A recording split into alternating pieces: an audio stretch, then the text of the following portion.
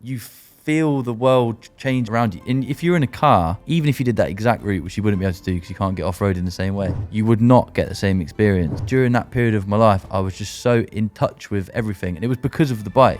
Some people dream about selling everything they own and traveling the world. Luke Tarrant actually did it. I went into my boss's office, I quit, and he was like, what do you mean you quit? And it's like a great job. You're gonna go and try and work at a hedge fund or something? I was like, no, I'm not actually. I'm gonna just ride my bike around. And For Luke, that meant packing up his life, buying a motorcycle, and setting off with no real destination. For years, he chased adventure across continents, crossing borders, sleeping wherever the road took him, and experiencing parts of the world that most people will only ever see on a map. But one ride through Colombia changed everything. My left leg was crushed. I mean, I remember my toes was pointing in different directions and the bones were just non-existent. It was like the bones had just been blown to smithereens. My right leg, the tibia snapped and came through the skin.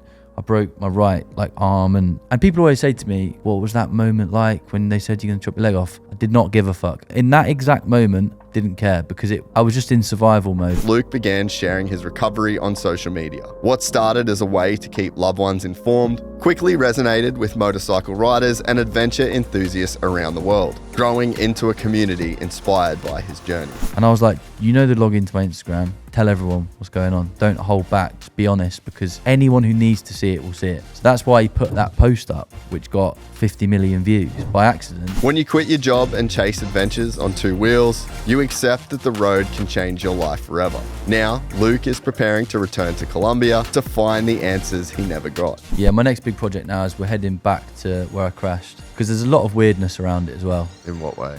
My injuries make no sense. My left leg was crushed. My bike was caved in on the right-hand side. All of my bones on the right-hand side of my body were broken, but my left leg was smashed to pieces. Quite hard to work out how that could have happened, because if all the impact is on my right, where's the left injury come from? Gypsy Gang, welcome Luke Tarrant to the podcast. I cannot stand over-the-top YouTubers that start every single video with like, subscribe, smash that like button. I never, ever wanted to be that guy. But in the 7 years that I've been doing this, I would see over and over and over the comments that say, man, how does this channel not have more subscribers? And on the Jet Lawrence podcast, I finally caved. And I asked the Gypsy Gang to check to see if they were subscribed, because we have the data and we know that 70% of the people that watch this podcast regularly aren't subscribed. And I was really interested to see what would happen if I just straight up asked you at the start of an episode. Well, it turns out exactly 4,100 people subscribed to the podcast off that one episode alone, and 7,000 people subscribed last month. So thank you very much. And subscribing to the podcast is something that you can do completely for free, but it actually has a pretty massive follow-on effect with everything that we do. That number is in every presentation that we give to sponsors. It's in every presentation that we give to guests that we're trying to get on the pod, and a whole lot more. Those 7,000 subscribers that we got last month finally pushed us over the 100K mark on this full show channel, taking us well over 350,000 subscribers on YouTube in total. So if you still don't know whether or not you're subscribed, double check now. And thank you so much for watching. We're doing it, bro. Let's do it. Just like that. We're into it. I purposely didn't talk to you that much at Isle of Man because I didn't want to ruin any of this podcast. We were hanging out. I'm like, I don't want to ask this. I don't want to ask that, because I've been really excited to do this. No, I appreciate that. And it was nice to hang with you. And I did also think we shouldn't get into it too much, because we may as well do it on this. Yeah. So we spent the weekend together. Yeah. Well, almost the week together. Almost the whole week, yeah. Yeah, in the Isle of Man. That was your first time, eh? No, second. Oh, you'd been there before? Yeah, I was there last year. It was my friend's first time that came with me, and we couldn't land on the first day. So we spent ages circling around, and then eventually landed in Manchester. So he'd actually got the train down to London to fly with me to the Isle of Man, and then flew back to Manchester where he started, because we couldn't land in the Isle of Man. So by the time we arrived, it was like 24 hours later than we were meant to. We'd missed the whole first day of racing, then it rained for 3 days. So for me, I was desperate to see some racing, but not that bothered because I've seen it all before. Whereas for him, I was like, please let there be a good day. And then eventually Friday came. It was the best day at the Isle of Man I've ever had. Really? Yeah, it was incredible. Dude, yeah. That's what made it what made it better than the last year that you were there? I think firstly, the fact they had 3 races on in one day was just incredible. I think there's an element of all week it had been building up. Yeah. Like, are we going to see racing today? No, it's raining. Tomorrow, no, it's cloudy. Then it's something else going wrong. So by Friday, I was just like, please, can we fucking see something? Yeah. And then Friday came, the sun was out, 3 races. And also, like, just the stuff I got to do. Went in the safety car, which I haven't done before. How was that? It was awesome. They have to drive 80 round the course, and then over the mountain road, they can do 100. So they're not absolutely hooning it, but going 80 through the middle of a town, it still feels pretty quick, because normally you're going 20 or 30. So that was wicked. Got the chance to hand out the trophy as well, which was awesome. Yeah. Like, I managed to mess that up. I gave the first place to second and the second to first, which was fine. It's a bit of character. All's well that ends well. Yeah. But it was just having those experiences through the week, or well, actually the one day, that just made it quite special. And I also just love the Isle of Man. I just think it's an awesome event. Like, I love going to the MotoGP and other motorbike events, but you know, they are quite corporate, and you can tell that there's sponsors and there's money. Whereas at the Isle of Man, there's all of that. But I'd almost describe it still as just one big family barbecue that has races going on. That's the only way I can really describe it. You go up the control tower, it's kind of like a family vibe. Everyone knows each other. Everyone who's crashed and had injuries and people who have lost family members, they all work for the TT. And it's just quite a special atmosphere, the whole thing. It's impossible to replicate that event anywhere. Like, it could never happen anywhere else. Also, if now, you know, there was a group of people sat in the Isle of Man or equivalent, and they said, why don't we make this massive motorbike event where people are going 130 mile an hour around the entire lap of the island, and, you know, a couple people might die a year.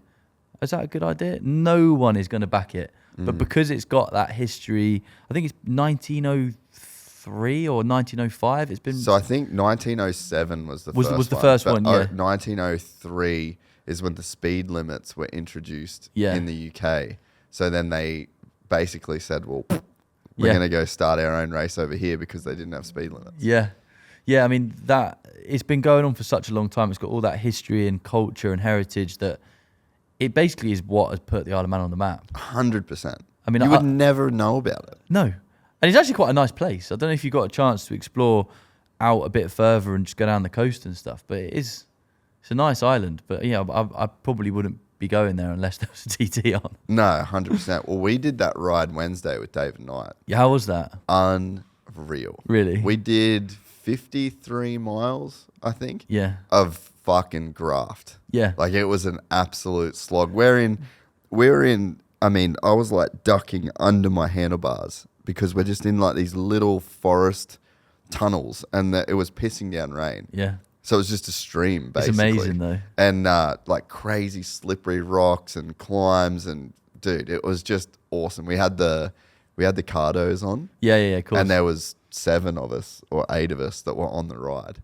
And you had a good little group as well. I was very jealous because before, I think it was Sarah or one of the other Monster crew said, oh, do you want to go on the David Knight ride out? And I was like, well, I've only ridden a motorbike once since my crash 2 years ago. Yeah. I can't currently change gear normally, which I'm sure we'll get into. But yeah, I want to go. Like, is there any way of making it work? And it got to the point where it's like, this is just too much. Much effort. And it was hard riding. Yeah. It was like it was a slog, and especially without gears and shit. I mean, if you had a Stark, you would have been completely fine. Yeah. But man, it was actually a slog. It was fucking freezing cold, piss down rain. Then it was sunny. Then it was raining. We stopped at a pub on the complete other side of the island. Yeah. And we're at the pub, and it just starts pissing down rain. I had a beef and Guinness pie as you would. You would in the Isle of Man, yeah. And dude, I was just like, you know what? Fuck it. And I'm just sitting in the rain. Yeah. Just my whole plate is just filling up with water because we were just drenched, dude, freezing cold. But it was unreal. That's the thing with the weather out in the Isle of Man. Again, it's another ridiculous place to have a motorbike event because one minute it will be perfect sunshine, and then literally 2 seconds later it's hammering it down with rain for an hour, and then it goes back to being sunshine. Then there's low cloud and fog. You get all 4 seasons in one day. Yeah. And it's just impossible for the race organisers to actually control any of those variables. Oh, and how's the people camping? Oh man, You have got to be hard yeah. core, dude. Well, the girl sat next to me on the flight which couldn't land. It was her 3rd time trying to get to the Isle of Man that day. She'd been on a flight at 6 a.m, couldn't land. A flight at midday, couldn't land. The 3rd flight she was on, turned around again, and I was like, "Why? You mean, are you going to give up at some point?" She's like, "I can't. I'm a medic. I'm a medic at the Isle of Man, and I'm camping. I've got all my stuff set up already, and my car is already there." I was like, "So once you get over this whole ordeal, you're camping in the rain for another week." I was like, "Fair play." Dude, and you've got to save people's lives. Yeah, we rode past the camping grounds, and I'm just like, I don't know if at this point in the trip I have that in me. Yeah. It was a lot, dude. Yeah. It puts it into perspective, doesn't it? Yeah, but I mean, that's kind of goes to show the following that event has. Yeah. But I mean, I've watched it or followed it my whole life. Like my granddad was super into it. My dad was super into it. Like it's still on my dad's bucket list. And we grew up in the middle of nowhere, Australia, and it's a big deal. I do feel like in motorbike circles, it's very mainstream now. Everyone knows about it. I would say outside of that, I think it is still quite sort of, it's on the periphery. Very niche. Very niche. And you'll say to someone, "I'm going to the Isle of Man," and they go, is that place where they do that motorbike race and people get injured and die? Yeah. Like, people know of it, but it's not properly mainstream. I think that give it a couple of years with this film coming out. I was going to say, well, that probably by the end of next year, everyone's going to know then about it. But then I do worry what that'll do to the event, and is it going to be a case of like people who aren't actually that bothered about motorbikes have just seen the film with Channing Tatum in it, and they go, "Oh, hang on a sec, I need to go and do this thing," and it's gonna. I mean, already when the TT's on, the accommodation is completely booked out, the ferries are booked out, the flights are booked out, and that's with this level of following. Once there's been a Hollywood film about it, I do worry about what it's going to do to the island. It might get very Formula One-ified. One thing I don't ride without anymore is my Cardo. I've been using the PackTalk Edge since it launched back in 2022, first on a ride through Vietnam and then all the way to the tip of Australia. And it's become a must-have every time I throw a leg over a bike.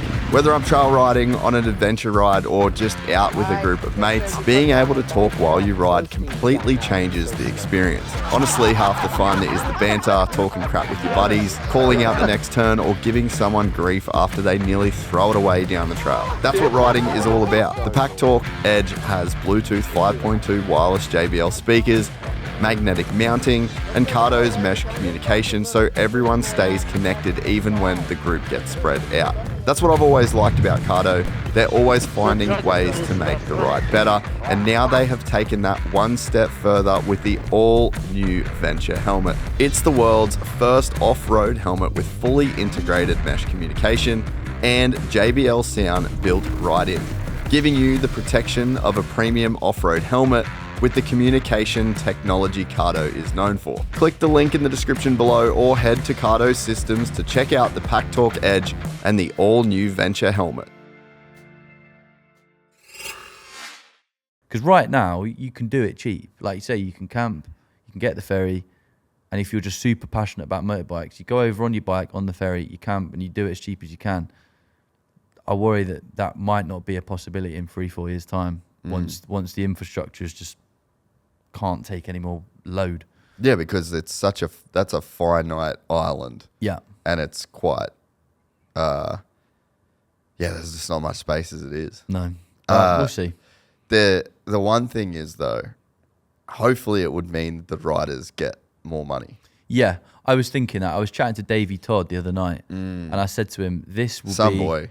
He's a great lad. Yeah, he's a great lad. Obviously, he couldn't race this year, which is a shame, but he'll be back soon. But I was saying to him, for you, this is going to be a great thing, because right now, again, we were chatting about this the other night. in the Isle of Man, in that 2-week period, anywhere he goes, he's a superstar. he's a superstar. You know, you go into a pub, everyone's asking him for photos. Restaurant, same thing. You know, I spent a few hours with him the other night, and everywhere you go, people know who he is.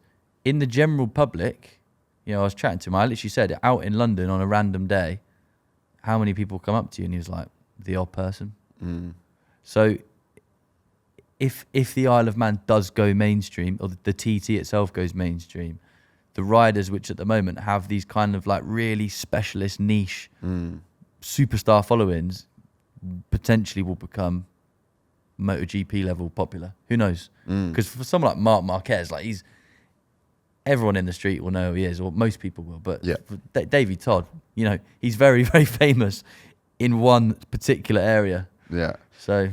Yeah, and I wonder then if the money translates over to, because that's one of the crazy things about the event as well, is you're putting your life on the line for basically nothing. Yeah. And there's so few events in the world where you're asked to like almost just, well, I mean, you just sign your life away. Yeah. And so many of those guys, they'll kiss their family goodbye, and they're like almost saying their goodbyes when they go to do this race for nothing. You were on the start line, weren't you? I think we were there at the same time. Yeah. It's a weird vibe. Dude, heavy. Yeah, were you there for the start of the senior when the woman was singing? No, I only saw the first race on Friday. Okay. I was stood at the start line with the woman singing I didn't recognise the song, but it genuinely sent shivers down my spine, because I was looking around, all the riders are saying goodbye to their families, you know, hopefully not forever, but who knows. It's just a bonkers atmosphere. And it's not, like, I feel like the Isle of Man TT, a lot of the times, sort of party atmosphere. That start line is not that. No. It's very, what's the word, somber? Is that the word? Yeah. Very just, not even depressing. It's just a very difficult thing to wrap your head around. Heavy. Heavy. That's the right word. There's a lot of weight on everything there. And dude, so you're on the ground and you're on the start line, and it's one thing. And then you walk up the control tower and you stand on the roof. Yeah. And directly opposite the start line. Yes, I know what you're going to say. is the cemetery. Is the cemetery. And how many guys have been buried there? Well, I always think that it's quite poetic though, isn't it? It is. Yeah, it really, I mean, they've not done that on purpose, I'm sure. No. But I mean, it's going to make a great part of the movie, I'm sure. Oh, I was blown away, dude. And I was there thinking, when we were getting the tour, I'm like, how many guys started the race there And ended it there. and ended there, and they're there forever? Forever. And it made me think about, like, when you think about like the Dunlop family, right? Yeah. There's generations of guys that lost their life. Correct. There. Well, not there, but in that family have lost their life in motorcycle racing accidents. Yeah. And it almost feels like, you know, those families where the great grandfather was in World War I, Yes. and then the grandfather was in World War II, and then the dad died in Vietnam, and then he goes off to Iraq. Yeah. And then he lives and he comes back to the States, and then he's like got the medals, and he's like, I'm fucking going back. Like, that's where I'm supposed to. It's in the blood. That's where I'm supposed to go. And if I go, then I went out with valor and with honor. That it's kind of giving that vibe to where it's like, I want to go out the way that my family went out. Well, exactly. But crucially, the family is still at the absolute top of the tree. 37 wins or 36 It's crazy. wins. And I mean, like, I think it was the Friday, they still got the Joey Dunlop Memorial Lap. The fact that family is, without the Isle of Man TT, without that family, the Isle of Man TT isn't what it is, in my opinion. But it is nice to see that. Again, it's just you don't get that in MotoGP, or in F1. I mean, you get a few people who had a dad that worked in, but that feels kind of like a nepotism thing. On the Isle of Man TT, it's not that. It's just, this is our family, this is our trade, this is what we do. Yeah. We don't go to war, we don't build things, we race, and we die doing it, and we're going to do that forever. And I really fucking appreciate it. Dude, it's just, and they're the best. Yeah. You know, like you watch I got to watch both Supersport races. It's like, no one's beating that guy. No, not a chance. Just that guy is a fucking animal, and he doesn't say shit. He's not there for the fanfare. He's not there for any fame. He's there to race. But do you know what the best race of the week was? Which one? It wasn't even on a motorbike. It was me versus you in the banger racing. Dude, I was so bummed that you ripped the whole front end of your car. What happened? I think, so for context, I haven't driven a manual car since my accident. I don't have a left foot anymore. And I can't change gears easily. I've actually lost my manual license on the roads in the UK because you need a left foot to be able to push the clutch down. Yeah. So I drive a manual, drive an automatic everywhere, which is just like a big go-kart. Yeah. And we went to the banger racing, and I'm like, this looks incredible. And I sort of, as a joke, said, can I have a go? Not realising that there was a couple of cars that Monster actually had there. Yeah. And someone went, yeah, all right. And I was like, oh, I was joking, but yeah, I'd fucking absolutely love to have a go. And I put the overalls on, just didn't mention to the people on the track that I was missing half a leg. Get in the car and they're like, hang on a sec, you've got a prosthetic. Can you change gear? And I went, honestly, I don't think so, but I'll try. And they said, do you know what, it doesn't matter anyway, just put it in second gear and hope for the best. Yeah. So I sort of was like, I'm going to get to the back of the lineup. I think I was just behind you. Yeah. And I'm going to just see what happens. So I get it into second gear. I'm going, and I'm actually doing all right. Like I was just behind you for like 3 laps. And then the guys that were at the front who were way quicker. They were gone, eh? Way quicker than both of us. Yeah. By lap 3 or lap 4, whatever it was, were coming round the back of me. And one of them just dinged me in the back of the car. Yeah. I went straight into the wall and ripped off front of the car. Yeah. Which, I mean, it's all part of it, isn't it? It was fine. It was absolutely fine. It was actually the second car crash that day. Yeah, dude. That was the crack when I come around. And sorry, I was like, this is the second car accident that this guy's been in one day. Well, the first one was, that was quite socially acceptable because banger racing, the whole point of it is you're meant to crash. You're meant to crash, yeah. Yeah. The first crash was it was again another day of no racing. So we went out to do the, just drive on the mountain road. And one of the other guys, thankfully it wasn't me, was driving. And he's got an old BMW rear wheel drive. We get on the mountain road, which was wet and slippy, and the back end just stepped out at probably, I don't know how fast he was going. Moving. It was quick. Yeah, I don't know how fast it was, but he wasn't chilling. Back end stepped out and we just smashed into the side of the mountain and span for a few seconds. And did you do like full spins? oh yeah. Really? Because I couldn't see that on the video. Yeah, because you're filming it as well. Well, yeah, do you know what? I think the moment he put his foot down, it was also my first time driving that mountain road. I was like, oh, I'll take a video. And within seconds of pressing record, we're in the side of the wall and he's spinning around. But thank God that wasn't the other side. A few minutes down the road because we'd have been off the side of the mountain. It was bonkers. The thing is, it took 30 seconds for us to realise no one was seriously injured. And then it just became quite humorous. And other than the poor guy whose car was smashed up, the rest of us were just like taking photos with it and making the most out of it or making light out of it. But thank God no one was actually hurt. Man, when you showed me the video, I was like, you're crashing 100%. Oh, yeah. Because you were fucking hooking. Yeah. And it was pissing it wasn't with good. rain. But how many crashes happen on that mountain every single year? Oh, every single day. They pushed back for the Friday because someone crashed. Yeah. Every day there's a crash. And I can see why, because, I mean, there's no speed limits on that road. People come through to the Isle of Man for the TT looking to absolutely send it round the track. And they close, well, they put both lanes. Have you driven that road? We drove back on it a little bit when we went for the ride. Yeah, so they put both lanes one way. And everyone just treats it like a racetrack. Yeah. But it's a mountain. Like, I've heard so many stories of people crashing on there in their car and just going straight off the edge. And it's not it's not safe. It's not safe to be absolutely sending it around there. And to be honest, I think the moment I got in that car and I knew it was wet and he started putting his foot down, I thought, Probably not the move. this is probably going to end badly. I actually had that thought. And my mate who was in the back said the same thing. He was like, yeah, I just knew it was going to happen. There's just nothing worse because Yeah. that's what you're there to do, and it's like you probably shouldn't. And Yeah. then the guy's got the boys in the car, and it's a cool Yeah. BMW. It felt like, when you're, I don't know what age you guys were allowed to start driving. Yeah, but I know exactly what you're about to say. In the UK, when you're like, it's by 17, a few people have a car and a license.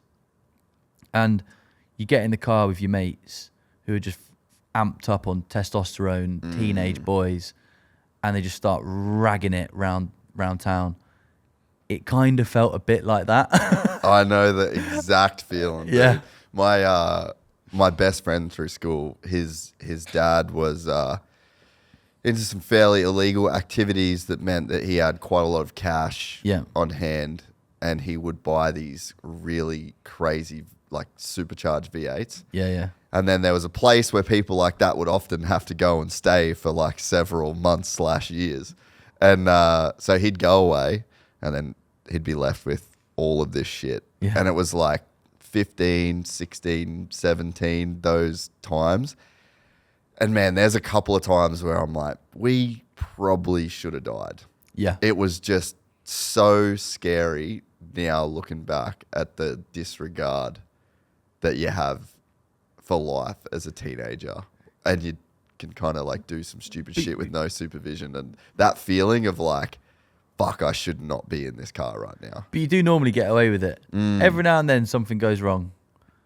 And I can speak to that on a number of different occasions. Yeah. But most of the time, you go to bed thinking, I should have died that day. I should have been injured, and I wasn't. And eventually, it catches up with you. Yeah, your luck runs out. Your luck runs out, and Eventually. for some people, it's the first time, and they're unlucky. But for me, I know in my life, there's been many occasions where I've thought, mainly on a motorbike, where I've gone home and thought, someone was looking out for me today. And then eventually they're not. Yeah, and eventually something Something will happen. happens. So let's go back to the start. So you lose your leg a couple of years ago in a motorcycle crash while doing a tour around the world. So we'll just like, for everyone listening, Yeah, I'll give you the basics. that's going to be like, that's kind of where we're going. Yeah. And then how your life has changed and all of the things that have happened as a result of that, both good and bad. But how did you get to the point where you were driving from what, Antarctica to... So the trip I crashed on, I was riding from, I say the US to Antarctica, but what I mean by that is the US to Ushuaia, so the southern tip of Argentina. Yeah. But before that, I'd already done loads of other big motorbike expeditions. But the reason I was doing it was because when I first like taking it right back, when I first left home to go into university and stuff, I came from a very, I don't want to say poor background, but just a very, very sort of normal, Very average. Well, average to we didn't go on nice holidays. We went. I remember, the most exciting holiday we went on was to a caravan park in Bude, which for Never heard of it, and that probably says enough about it. Yeah, it's in the UK. It rained the whole time. There's nothing going on there. Yeah, and that was holiday. And I remember just as a kid thinking it would be so nice to have money to be able to do things and buy things. And my parents were not flashy people at all. They had a car that they'd had for 25 years and the exhaust fell off outside school, and it was really embarrassing. I just remember as a kid thinking it'd be nice to have nice things and have money to be able to do stuff. So when I left school, went to university, did 3 years there, then left, and I was like, what'd you do at uni? I went to London School of Economics. Okay. With the idea of trying to find a way of earning money. Yeah. I literally remember being 15 years old going, how to earn money, how to earn lots of money. And it was like, you see the fucking London skyscrapers, and it's like, that's the thing. Actually, around the same time as a teenager, I remember The Wolf of Wall Street coming out. Yeah. And I'm like, that's the answer. How old are you? I'm 30 now. Yeah, okay. So it came out when I was probably 17. Yeah, something. prime. Yeah. And I mean, like, around the same time all the lads have started driving, you're like, this is it. Yeah. This is what I'm going to do. I'm going to go and earn shitloads of money. Yeah. And I'm going to fucking buy a boat. And bear in mind, I'm saying this from my childhood bedroom where I've never even been on a boat. Anyway, so I go to the London School of Economics, really hard uni to get into. I'm like, I've fucking made it. I'm here. Everyone else there is from private school. I'm like the token state school kid. I'm having to pay my own way for university, which was hard. Get to the end. I'm like, right, now is the time. I'm going to go earn some money. And I managed to... So you got a degree? Got a degree, yeah. And I managed I managed to land a job on a trading floor. Like a proper sort of, all the screens, stocks. And I'm like, this has to... I thought I was money motivated. I was like, this is what I need to be doing. I need to be in it. And very, very quickly realised, day one out of university was earning more than my parents as a 21-year-old. I was like, I'm fucking made it. And I very quickly realised I just had no interest in finance whatsoever. And I got wrapped up in the whole excitement of being there in the first year or so, but quickly realised I don't care about this one bit. And I sort of started to have these thoughts of, am I money motivated at all? Or did I just not have any money and I thought I was? And actually, I kind of realised what motivates me is to have an interest in life. And around the same time, COVID hit. So I've been working for like a year or so. COVID hits and everything's locked down. So we all got sent home anyway from work. So I was just like back in my parents' house, still earning money because I was getting paid to do a job, but just desperate to go and do something and go and see the world. And I had been using my annual leave and the times between semesters at university to go and do motorbike trips, because I'd got really into motorbikes by that period. But I'd only be able to do 2 weeks because I'd be able to get the time off. So in my mid-20s, COVID finishes, I've saved up a bit of money from doing that job, was like, I'm out of here. So I went into my boss's office. I said, I quit, I'm leaving. And he was like, what do you mean you quit? And it's like a great job. You sure about this? What are you going to go and do? Like, are you going to go and try and work at a hedge fund or something? I was like, no, I'm not actually. I'm going to just ride my bike around.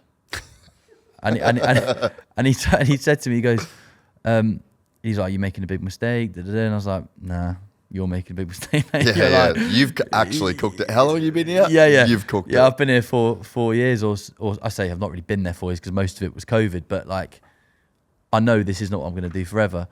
And I said, I'm gonna ride around I remember saying the exact words, I'm going to ride around the world till I run out of money or I crash. And actually, I didn't run out of money, so it worked out all right. So yeah, I quit, and I did a motorbike trip around Asia for a few months. Went across Australia. I say across Australia. I did the East Coast because I thought that's what I should do at the time. I'm actually planning another Australia trip, and it's going to be very different. But I went across Australia, came back through Europe. That took, I lost track of the time, but over a year and a half.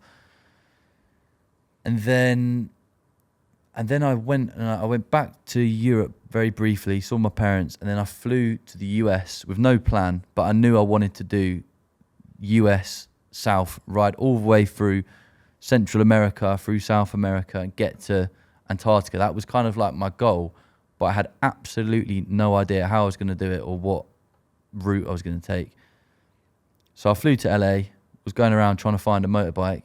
No one would sell me one because I was British and I didn't have the right papers and I don't know, social security, whatever. So I was like, oh, I can't get one here. Someone in Texas will probably sell me one. So I flew over to Texas on like a cheap domestic flight, and I met this British guy who worked at Ride Now Power Sports Austin. He was like, yeah, I'll sell you a bike. He just registered me as like a person at the dealership. So my registered address was Ride Now Power Sports. And he had a Suzuki V-Strom 650. No shit. Yeah, and he was like, you can have that. And it wasn't quite the bike I wanted, but it was good enough. And I had to do a few bits to it, like put a bash plate on and change the tyres and crash bars and stuff, because it wasn't actually fully adventure spec'd, but like I got it there. And then just set off. And I spent, and before the crash, I'd been riding for about a year on that bit. So I obviously went from the US, I went down all the way through Mexico, spent a long time there, through all the countries in Central America, Belize, Guatemala, Nicaragua, Honduras, all the way down to Panama. Got my bike across the Darien Gap on a plane. I went on a boat, picked it up, went through Colombia, into Venezuela, which is a whole nother story. Went through Venezuela, back up north, came into Colombia, and then I was on my way down south to Ecuador when I crashed. But that whole thing, you could do that trip, US to Colombia, in a few weeks. Yeah, easy. But it took me a year because, like, I really, really went slowly. And I don't mean on the bike, probably too quick on the bike. I mean, I just would go off route. And if I met a local family who I got on with, because I was learning Spanish at the time, I'll just stay with them for like 2 weeks and go and help them do whatever they're doing as their job. And they teach me Spanish, and I'd sort of live as a local for a bit. Did that in Belize. I went to this place in Belize. I was going to go for a day, and I stayed for a month. I just went spearfishing every day and became mates with the locals. It was just the best way to live. I was just like completely in the present. Didn't worry about really anything other than what I was doing that day. And I didn't have a plan. And then, yeah, I just lived like that for the whole time. And I speak about it now and I pine after it. I just miss it. I miss it so much. Yeah. Dude, I mean, there's so much there. Like, I just bought a house. Yeah. And I went from having just like no debt, and you have to obviously save so much money to be able to like do that, right? And the whole time, so I'm like married, and I got, the whole thing, and we've been working to get this house. And me and my wife, like when we met, we lived in Bali, we've lived in Dubai, we've lived in the US. Like we've kind of like lived a bit places like that, but we always had a goal of just like getting this house. And so everything, even though we were like saving money and shit, it was like, it was put over there. Yeah. And I never enjoyed the position that I was in. Yeah. And so much of it, I'm like thinking about exactly what you're describing. And like right before we pulled the trigger on the house, I'm like, we could just live for like 30 fucking years in a third world, like not a third world country, but like we could live anywhere for so long and not have a fucking care in the world. And we're about to put all of this money into this house and then have all of this debt, and now I am chained to this fucking podcast desk for the next however long. And it's like, you think like that's what you're supposed to do, but what you did is, it's beautiful. Like, and so few people will ever experience the freedom that you would have felt in the year that you did that. Yeah, I mean that year, but even in the year and a bit before that too, it was all the same thing. Like in Asia and stuff, I was sort of working out how to, because it's quite easy to travel in Asia. I've been there loads of times before. Been to Vietnam like 10 times. I love doing motorbike trips there. It's so fun. How good is it there? It's just so fun. Yeah. The people are awesome. So like, but that didn't feel to me, I did it well, but that didn't to me feel like proper adventuring. Yeah. It was going somewhere I've been many times before. Fairly safe, nice people. Well-trodden path. Fine, you're on a motorbike and you can get properly off the beaten track, but you find some cool GPX routes and do some off-road riding. But it's not, you're not cutting your own path really. In the Americas, that feels like a bit of a step up. Way less people speak English. And that for me, that's why that year was definitely more special than the previous one. Because it was a real adventure. It was a real adventure, and I got into so many hairy situations. I knew zero Spanish. When I crossed the border into Mexico, I knew literally not even. I mean, I remember looking up adios on my phone, and by the time I ended up crashing, I was doing everything in hospital, translating for my parents. I could speak Spanish.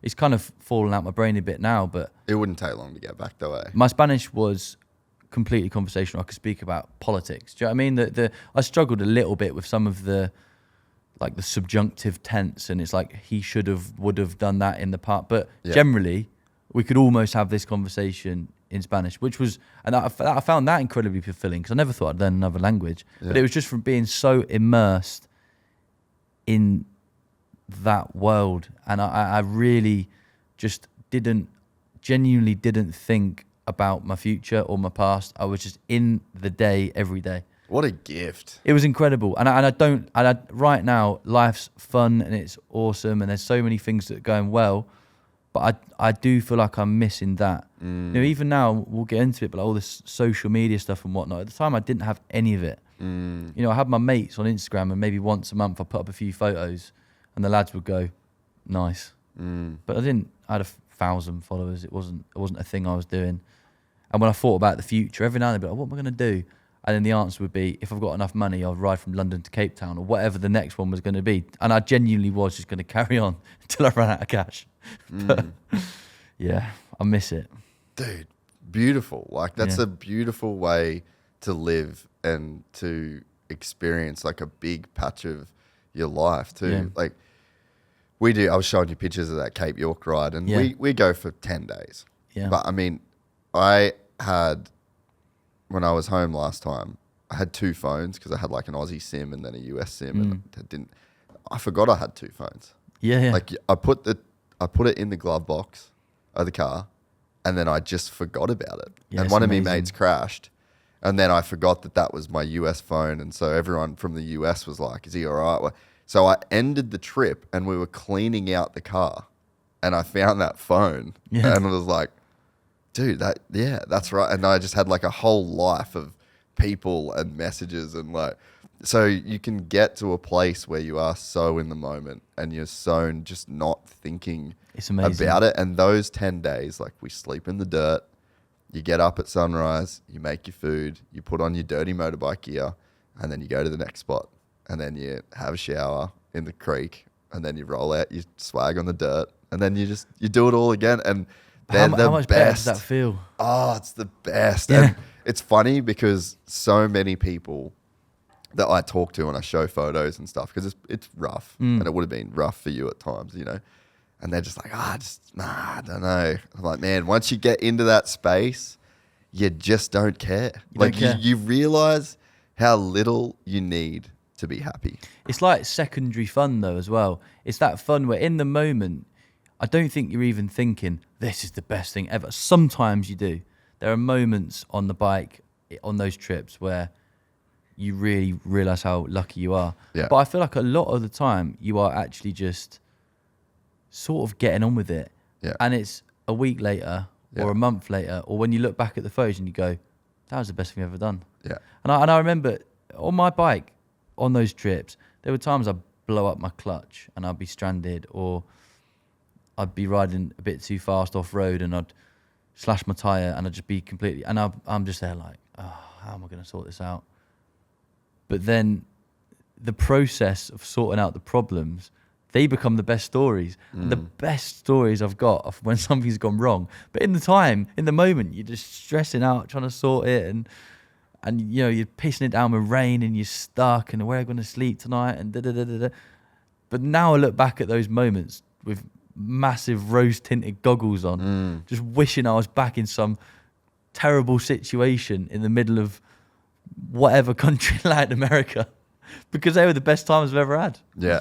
It's funny. We were talking about this recently because it's been a bit of a slog this trip, right? Like we got to Barcelona for MotoGP, 2 weeks of pods there. It was like flat out. And we've just been traveling and lugging shit around. And it's like,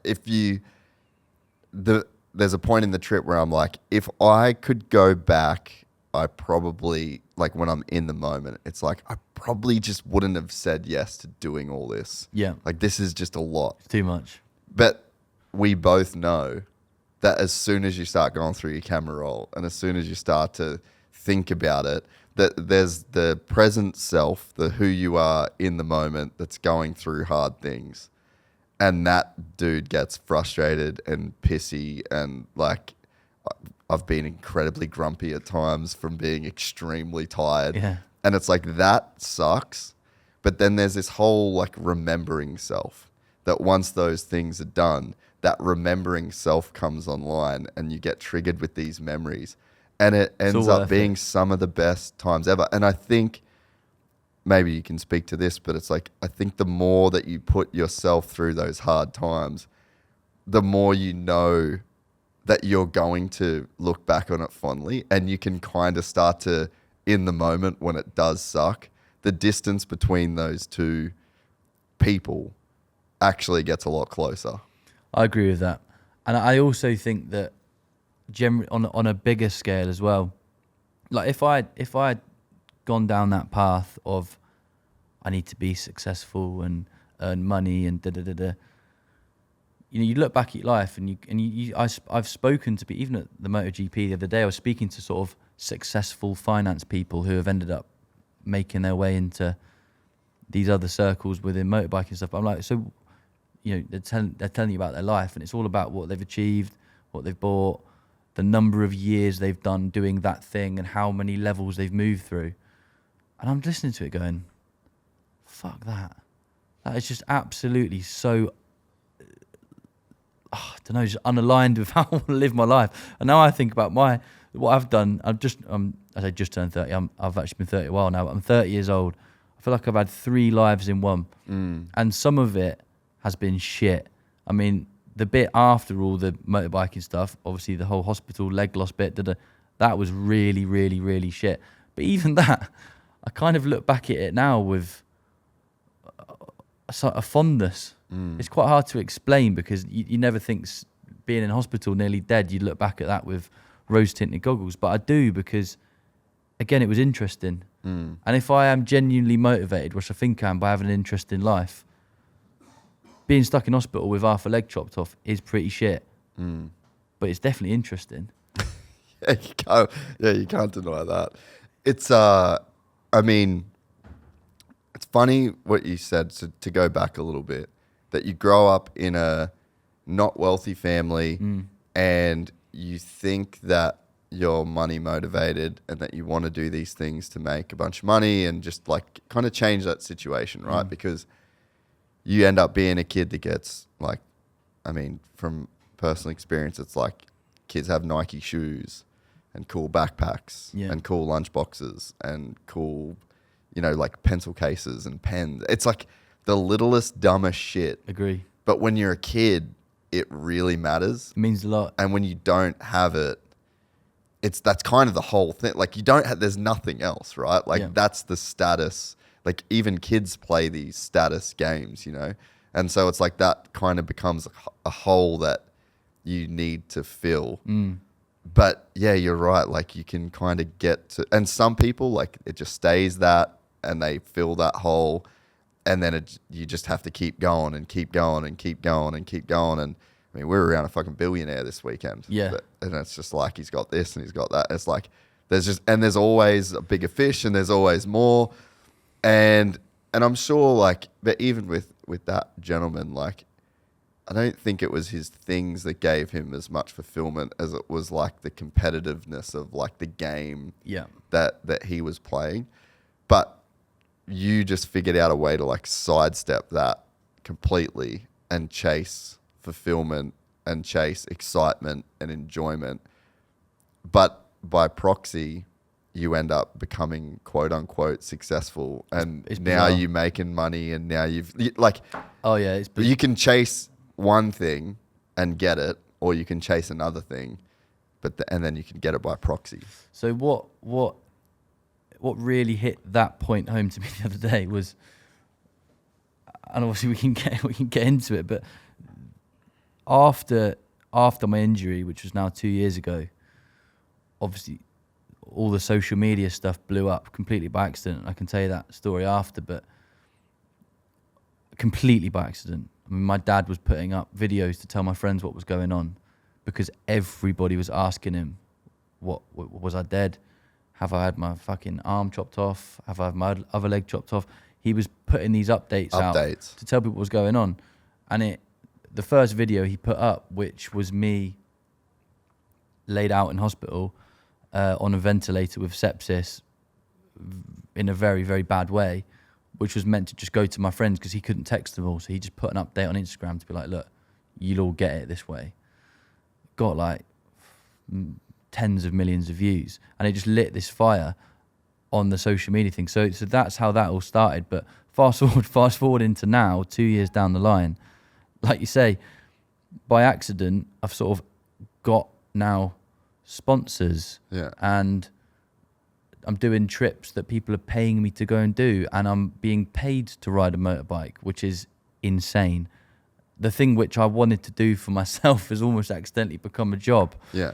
And it just blows my mind. And last week, the thing that really, or a couple of weeks, the thing that really hammered it home was at the MotoGP.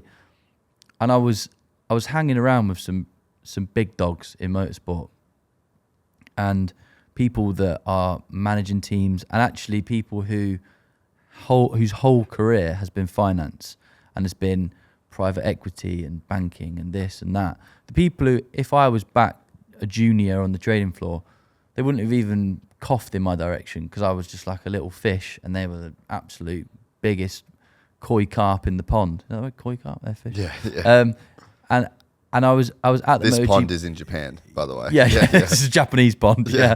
But the point is, I was there, and they were suggesting ideas to me, and they were like, they were pitching you. They were like, you could get involved with us and do this thing. You could get involved with us, and you'd be really great. Da, da, da, da. And I'm like, it was that direct comparison where I was like, if I'd stayed in the lane I was in, it would have taken me 40 years to get to 30 years to get to a point where they would have even wanted to have a conversation with me, because I would have just been irrelevant.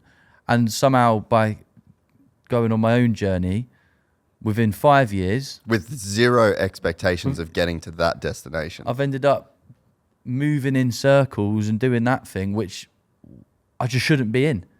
And I was on it sounds a bit showy offy, but it's not at all. I'm just sort of trying to paint the picture. I was on a yacht in Barcelona at the MotoGP. I'm looking around going, what am I doing here? Why am I here? This is not my thing. I was growing up having to, make ends meet and doing 30 paper rounds every week to try and like pay to go and do some small thing that for some other kid would be not even do you know what I mean? Yeah. I was like, what am I doing here? Yeah. And the way I ended up there was so unconventional that it really is those moments where it puts it into focus for me.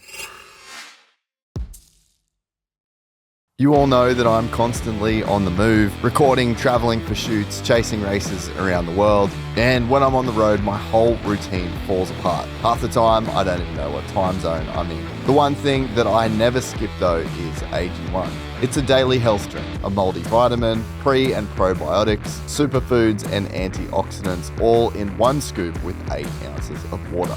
The next gen formula's got over 75 ingredients, and it's clinically shown to support your gut health and fill the nutrient gaps you get when life is all over the place. 30 seconds every morning, wherever I wake up. I genuinely drink this every day. Visit drinkag1.com/gypsytales to get a free AG1 travel case with 7 free AG1 travel packs in your welcome kit with your first AG1 subscription order while supplies last. That's drinkag1.com/gypsytales.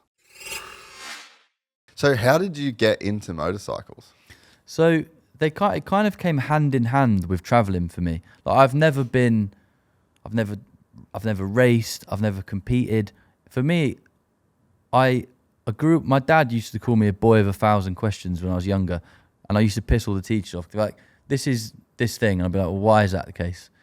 Because of this. Why is that the case? I remember my parents a few times got called in because the teachers thought I was taking the piss by just asking so many questions. Yeah. But I genuinely was just intrigued. I could never take things at face value. And when I got to about 17, 18, like I said, I was doing all my paper rounds. I had a job in a sports shop, and I was starting to use that money to go and do little mini trips and adventures with my mates. And immediately, we just, at the time, found like scooters. I was getting around on 2 wheels, and it was just pure freedom. I'd never had a car. I'd never had any form of my own transport. I'd get the bus everywhere. And So no bicycle or anything? I had a bicycle at home. Yeah, I had a bicycle, and I'd cycle everywhere too. And I actually used to love going around a bicycle, but having a motor. Oh, this was like a motorized scooter. Yeah, when I say scooter. Oh, sorry. Yeah, I know. Like a moped. Sorry, when I say scooter, yeah, moped. Yeah, so like a 50cc motorized thing. I had a bicycle, but I mean, the just having the engine meant you could go and explore things when you were abroad. And then when I got to 18, I was doing all these jobs and stuff, and I had a bit of money to go and do slightly bigger trips. And we go from having scooters, mopeds, whatever you want to call it, to 125 geared bikes. And then, you know, throughout uni, I would do like internships in summer and get paid like decent money to work through summer, and I'd have a month at the end. And me and my mate, we would start going to Asia, and then we'd get 500cc geared bikes, and it would be bigger. And then so for me, traveling and motorbiking were kind of hand in hand. And through that process, I got really into my bike. So when I was home, when I had a proper job, when I was in my early 20s, I started buying motorbikes and riding them and selling them and buying another one. And I got super into the actual bike part. But every single time I would take annual leave from my job, it was to go and do a motorbike trip. So that's where it sort of all just grew organically together. And it was the same for my friends as well. Like, we all now are super into mainly adventure bikes, but a couple of them have Harleys and stuff.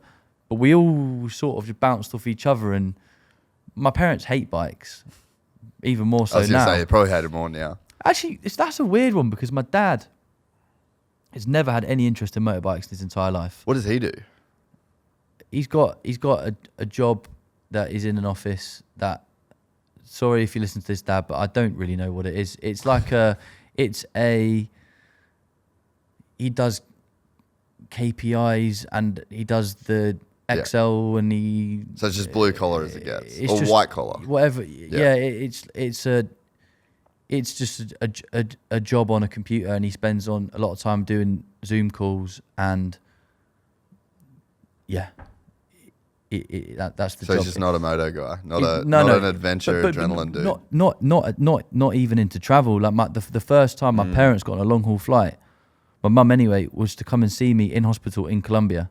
The furthest my mum had been away from home was at most Spain. Like, she'd never been on a long haul flight. The idea of my mum going to Colombia anyway is insane. She's scared of her own shadow. But yeah, they just had. Where was I going with the last point? Before the. Your dad was not into motorcycles. Yeah, but he's sorry, like kind of into it a bit. Sorry, now. that's the point. Yeah. He was. Not into motorbikes at all. I took him on the back. I had a Harley Sportster for a while. Took him on the back of that, and he was like, "Yeah, well, it's dangerous." Yeah, I feel like the back of a bike is not the way to get people into bikes. Not at all. But he just had no interest in it. Yeah. And interestingly, now 2 years after my crash, he comes to me the other day and he goes, "I might do a motorbike license."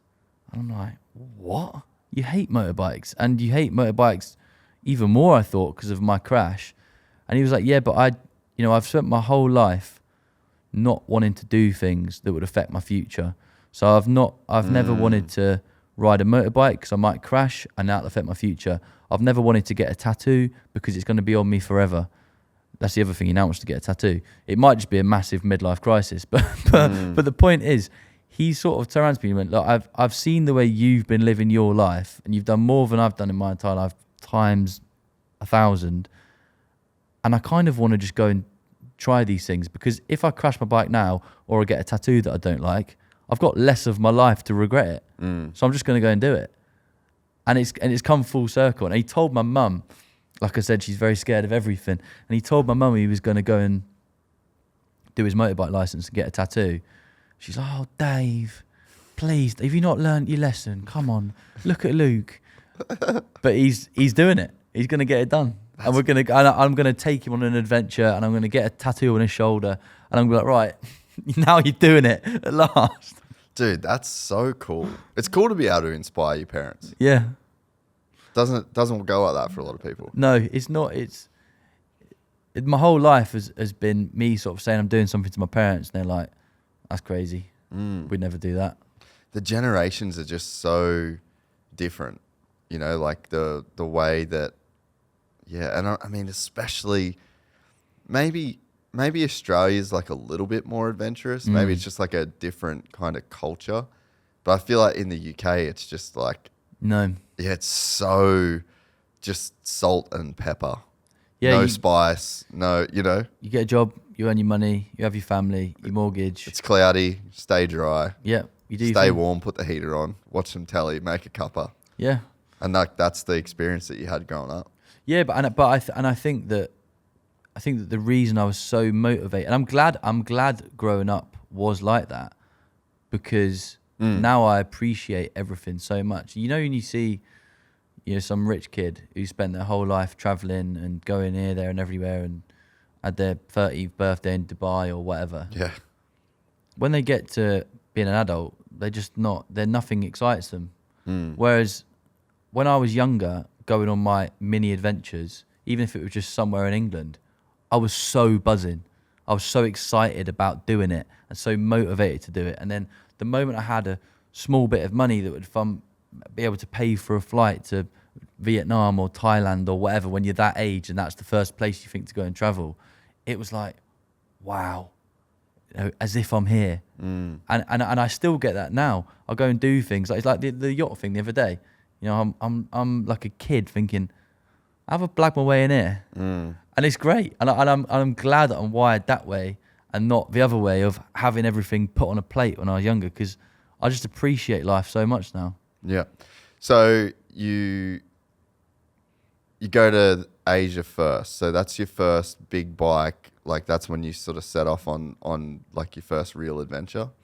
Well, without the plan to come home, without the plan. Yeah. Yeah. I'd done a lot of solo trips to various places before I set off on my bike without the plan to come home. I'd already been to most of the easy places to travel in Asia. I've done quite a few trips, but the big one, I set off and went to Vietnam for like the 7th or 8th time, just because I love that country and I love riding my motorbike there. There's so many cool trails. Isn't it just insane? It's awesome. Yeah. So I got a really good friend who he runs a company called Vietnam Motorbike Tours. Yeah. And you get on a Lyfan, like those shitty fucking Harley things. Yeah. And so my dad, it's kind of funny because my parents always were into bikes. Like my grandfather was a motorcycle restoration guy. My uncles raced. My dad raced. My mum went to every one of my dad's races. We grew up at the racetrack. Like there was never, we couldn't be more opposite. That's what I was going to say. You've had the exact opposite experience almost in that regard. But kind of ended up doing a similar thing in a weird way. But there was never not motorcycles in my life. But my parents were very similar to yours in the sense that they both worked like very basic jobs, didn't make a lot of money. Yeah. And there was like their same deal. Like we drove to every holiday, and holidays were like us racing bikes and racing motocross in a faraway place, And my dad was like, yeah, fuck travel, fuck going to a different country. Why would I leave Australia? Like that kind of thing. But my mum, and so I ended up, I left home when I was 18, moved to Melbourne. That lasted for like 2 years. Yeah. Then I ended up moving to America. And then I pretty much spent all of my 20s in America. And I was just traveling all over the world. And I think that like kind of lit a bit of a fire under my dad in like kind of a similar way to you're describing, because he was like, fuck man, if this little shit. Yeah, he's doing it, yeah. And he's useless. So if he can do it. But my mum bought my dad this trip on Vietnam motorbike tours for dad for Christmas. Yeah. And it just completely changed his life. He went over there, mum rode on the back with him. He made friends to this day. They're like now super important in like my life and everyone's life. But they did this trip for 2 weeks, rode all through Vietnam, completely changed my dad's life. Like he would never have eaten an avocado. Salt and pepper were the only things that he would put on food. Never had chili, never had spice, never had a soup. It was just He's in the wrong place in Vietnam then. It just threw him into this completely different culture. And now he's done that trip. Like my mum works for that company now, like helping book tours and stuff. So how old was he when he did that trip? 50 probably. Okay, yeah. It was just deep. And I mean, he's ridden all over Australia. Like he's ridden his whole life, but that just completely changed his whole life. Just going to that place and doing that experience. And now like he's ridden all through Cambodia. I've taken him on rides all through the US, and it just like unlocked a thing. Something. But it was Vietnam that did it, and a place that he would have never in his life gone. But it's just breathtaking. It's incredible. When you do that the west of Ho Chi Minh Trail. Yeah. And you've probably ridden the exact road that I'm thinking about. There's like 3,000 turns. Yeah, and I know exactly what you mean. You know, and you're on like, for so much of it, you're on like the right side and the cliff's on the right. Yeah. And then, dude, it's just Jurassic Park. Yeah. For 3,000 turns. Also, you don't see anyone for ages on that route. Like that's that part of. Are you thinking of the bit from?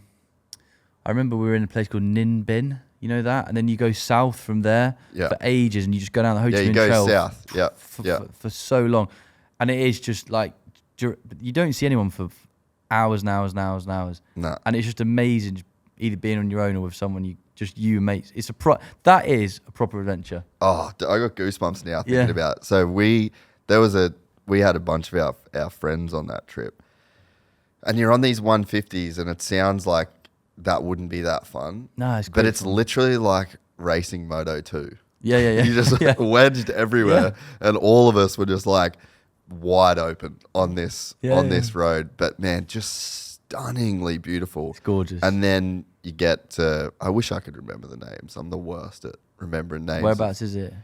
Just at the end of that trail, and then there's like a little town. I'm pretty sure that's where there were some like pretty big caves at the end of that trail. I'm pretty sure the next day we did a bunch of caves. It might be a place called Phong Na. Phong Na? Yeah. So I'm pretty sure that's where we ended. I think that's it. We stayed in there. Great food, like restaurants all through there. Next day we did the caves. Did you do the cave where you have the cave where you have all the local Vietnamese ladies and they row you out on the little boat? Yeah. I think that's called Phong Na. Yeah. I'm pretty sure you're right, dude. What's crazy as well is I was doing a bunch of drone filming. Yeah. Have you ever put a drone up? I've actually never flown a drone. Dude, you need to. Really? Bro, so we're beautiful, getting all these drone shots. We get to Phong now where the caves are, put the drone up. And you know how you've got like the river where they take you into the caves, yes, right? Yeah. So I'm right at the base where that cave starts, put the drone up, and there is fucking bomb craters.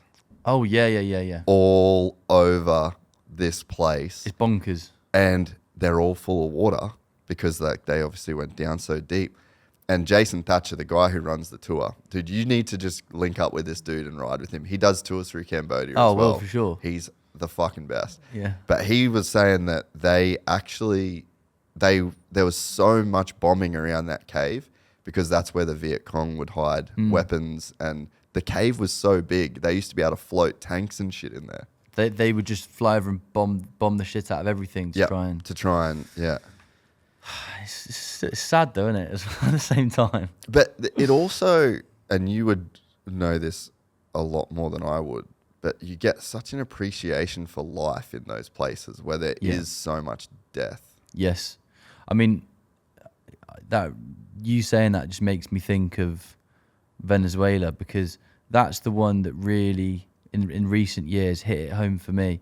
When you drive through Mexico, when I drove through Mexico anyway, a couple of years ago now, I constantly throughout the state of Chiapas, which is right down on the south near the border with Guatemala and Belize, you see thousands and thousands of people walking in these human caravans, and a lot of them have nothing. I mean, you literally can see they've got nothing. At best, they might have a pair of Crocs or some shoes that have fallen apart. A lot of them are wearing nothing on their feet. They have absolutely nothing. And that was quite early on in the Latin America stint. So my Spanish wasn't great, but I sort of had a policy of I would just try and speak to everyone and anyone because my Spanish would get better. And also I was like, who are these people? Where are they walking from? Where are they walking to? And I managed to sort of understand that they were all coming from Venezuela with the goal of reaching the US. So they'd already done a long, long way. And in that gap in the middle, you've also got the Darien Gap, which is basically controlled by the cartel, and there's no roads. It's just dense jungle, and you're only getting through that. And you hear horrible stories about what happens to the people walking. So I had that in my head really early on. And I obviously spent a few months after that going all through Central America and into Colombia and stuff. And at the time, Venezuela, and I'm sure it probably still is now, on like the UK government map that explains where you are allowed to go as a UK citizen, Venezuela was just red. Like the whole thing, pretty much the whole thing was just red. And if you go into a red zone, your travel insurance is void. If you have a crash, if you get ill, if you get robbed, whatever happens, the UK government are like, you're on your own. We told you not to go. That's how it is. But I just had in my head the whole way down, I have to just go and see for myself what's going on there, because all of these people are leaving. What's the situation like in the country? And as I got closer to the Venezuela border, the Colombians were all like, oh no, don't go there. Then they live just over the border. Don't go to the border town itself. Even in Colombia, it's a terrible place. And you see all the news stories and stuff. And I was just like, I'm doing it. Whatever happens, I'm going. So I get to Cucuta, which was the border town. And it was a weird vibe. You could tell it was a cartel vibe. You know what I mean? Like there was some money there, but it was poor, and it was just an odd place. And then the day after, cross into Venezuela, and immediately I noticed the change. But it wasn't a change in like I felt unsafe. It was just the people were so buzzing that, and my mate was with me at that point. The people were so buzzing that we were there. You stop on your bike and you'll have honestly like 15 lads, right? Because they didn't have 650cc bikes there. They, like and particularly they all call us gringos. Like a lot of the time they call Americans gringos, but it's called anyone who is white in Venezuela gringo. Yeah. You'd pop your helmet up and they're like, what is a gringo doing here? Gringo. And they're all trying to take photos and this and that. Yeah. And come meet my daughter, come meet my mum, like honestly, it was. I remember this. We stayed in this like homestay thing, and the woman that had us stay told us a story about a German man she met 7 years ago.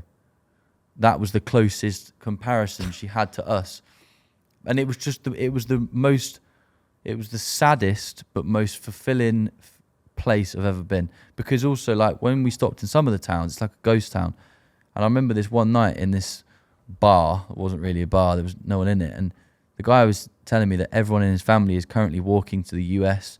The only reason he stayed is because he's got a disabled son, and they're all trying to find a better life for themselves. But all I could think was, I've seen what your family and equivalent, how they are being treated on the road. And when they get to the US, it ain't going to get much better. And it just was really sad. And I came away from that. Like nowadays, when I see anything about, without getting too political, immigration or illegal this, illegal that, asylum, blah, blah, blah, I'm just like, I just can't help but think of all the people I met that were trying to find a better life for themselves, and the people they'd left behind, and just the sadness around all of those stories. It really has, like everything in traveling does, but it just changed my perspective on things at home as well. Yeah, and we sort of talked about this the other night, but the US has sold the American dream. Yeah. Right? And like, I'm living it. Yeah. You know, there's a few people, it's available to a few people. And it's like, if you look at the head start I had in life compared to these people in Venezuela. Yeah. And it's fucking hard for me to make it. And it's like, you have to grind to make something of yourself in that country. And it's like, there's no American dream for you there. No. You know, especially now. It's worse now than it's ever been. And I've lived there for long enough to see both sides of the coin, right? But it's like there really has been this proliferation over the last 100 years of the American dream. And people genuinely believe it. Wholeheartedly. They wholeheartedly believe that when they cross into that border in the US, they can be anything that they want to be. And it's like the heartbreak. I can imagine the sadness that you would feel looking at these people, knowing what they're about to encounter. But it's you when you speak to them, and at the time it was in broken Spanish, so I was really trying to work out what they were saying. But all I can remember thinking is this overwhelming feeling of, I'm not sure this is worth it for you. Like, you've just walked for months and you've destroyed your body, you've left your family behind, you're just literally eating out of bins or whatever you can do to make it work. you know, you hear stories about the women that have been taken advantage of in the Darien Gap by the cartel, and it's like your end goal, I don't think exists. Maybe for the odd person, they'll somehow land on their feet and they'll have a nice life in the US. But for the majority, that is not what's waiting for them at the end of that struggle. And it is just sad. It is really just more than anything sad.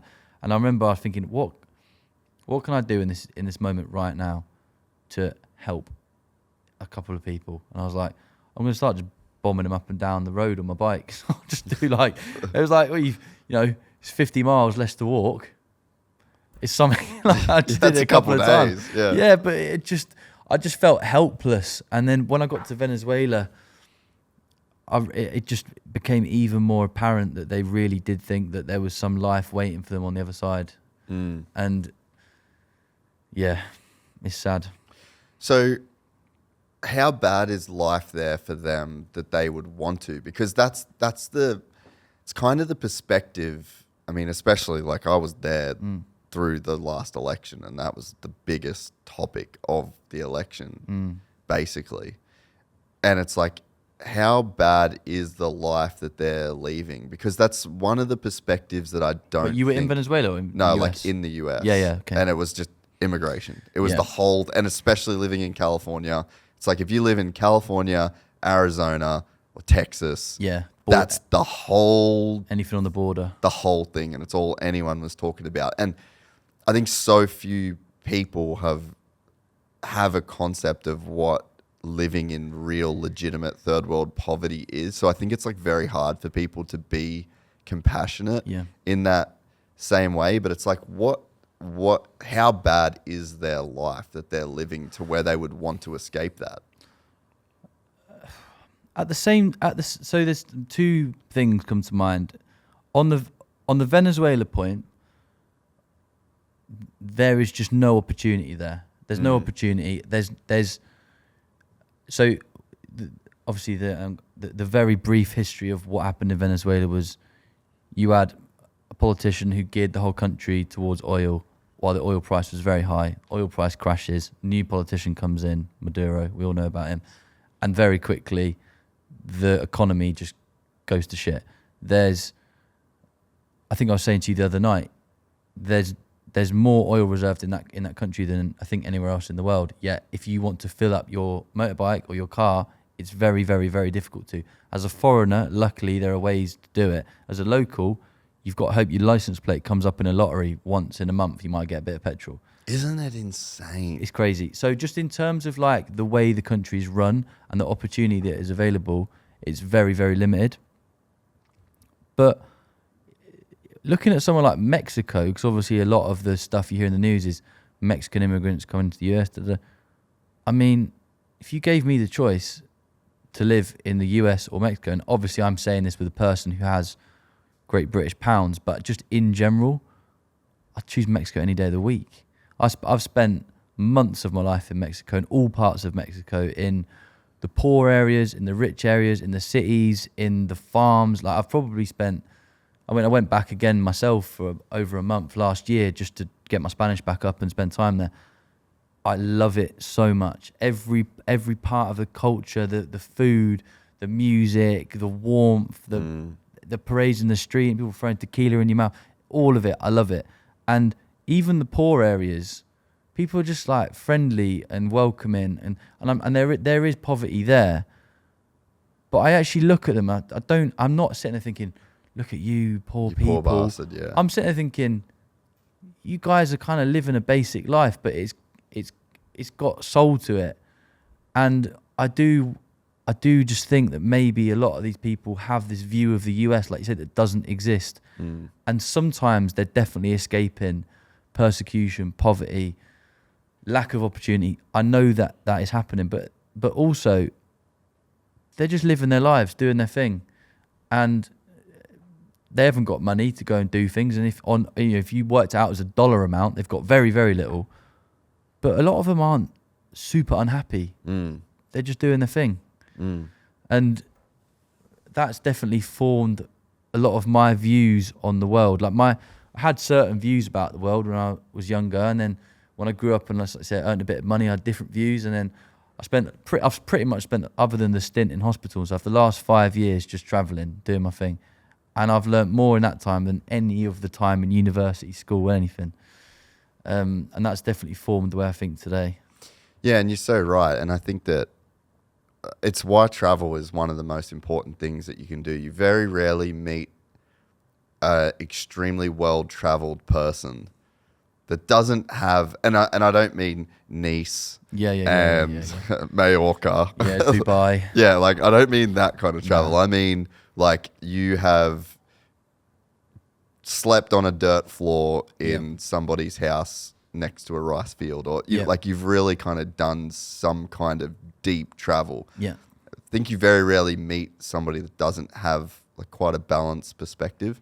And I think that that's one of the things that is quite striking when you do go to some third world countries and you do see really happy people, you know, and you see some incredible ingenuity. Like how crazy is it when you ride through a place like Vietnam and you see these huge water wheels? Oh, yeah. Made out of bamboo. Yeah, they're wicked. That's just basically hydrating all of these enormous rice fields. And all the kids are laughing, all the kids are having fun. There's always a smile on people's faces, and they just don't have much, you know? Yeah, but they don't. But they don't need much. They don't need it. We don't need all the things that we think we need. And I do think that actually that is why motorcycle travel, motorcycle adventuring, even more so than road tripping in a car, way more so than doing it on a train or a bus, that is why it is a proper experience and a proper way to do it. Because if you, so for example, most people, if they're going to go and do a trip, will use buses to get from A to B, or if they're adventurous, they might use a car or a van.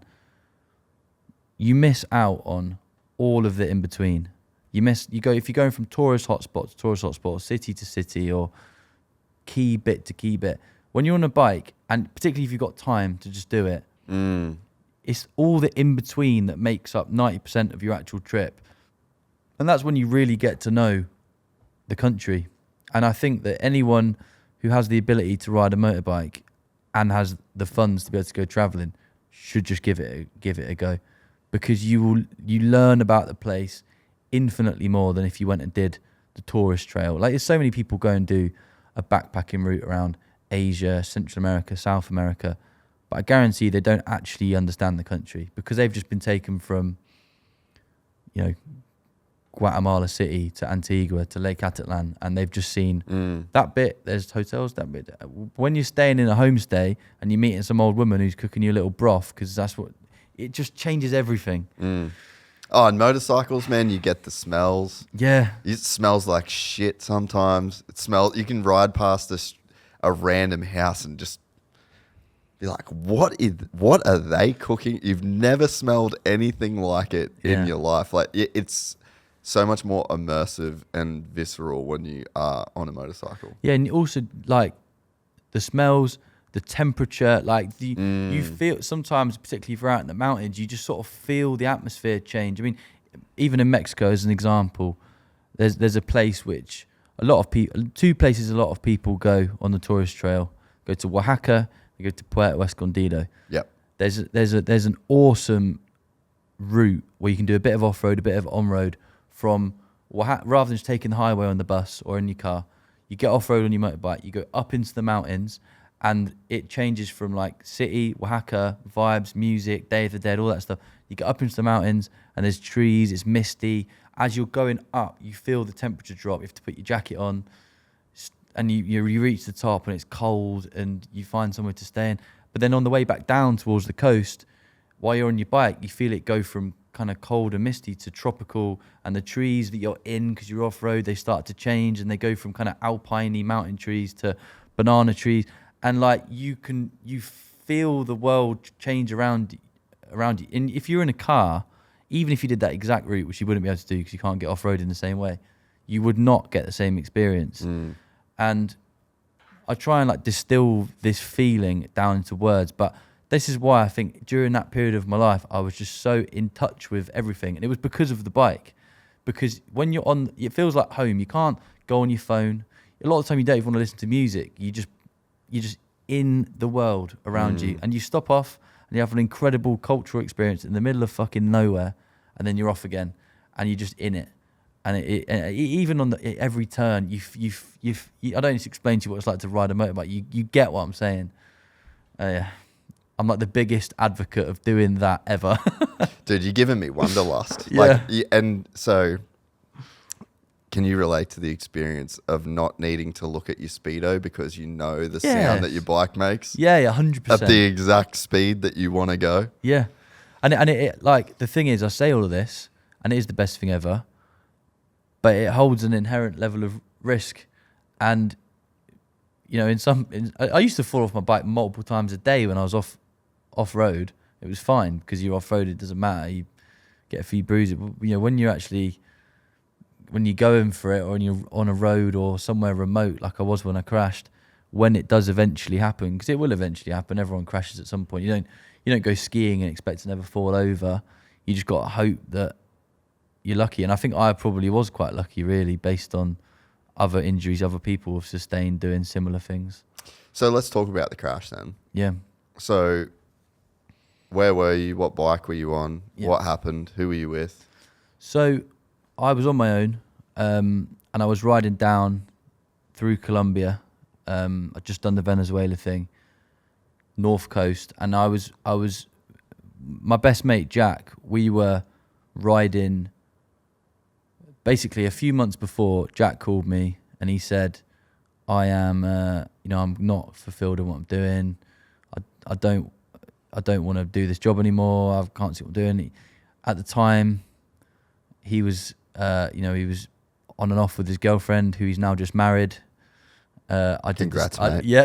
I did the speech at his wedding a couple of weeks ago, actually. That's awesome. But at the time, he was just in a bit of a weird spot, and he called me and he was like, "Oh man," And I was like, "Why don't you just come?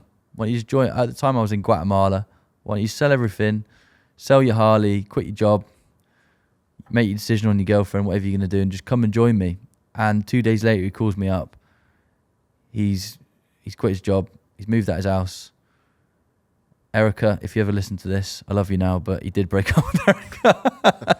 It worked out. It worked out, but the point is, he got rid of everything and he came and he joined me, and we did a few months together after Guatemala, and then we got to Panama, and obviously, like I say, Darien Gap. Yeah. You have to fly the bikes over, so we did that.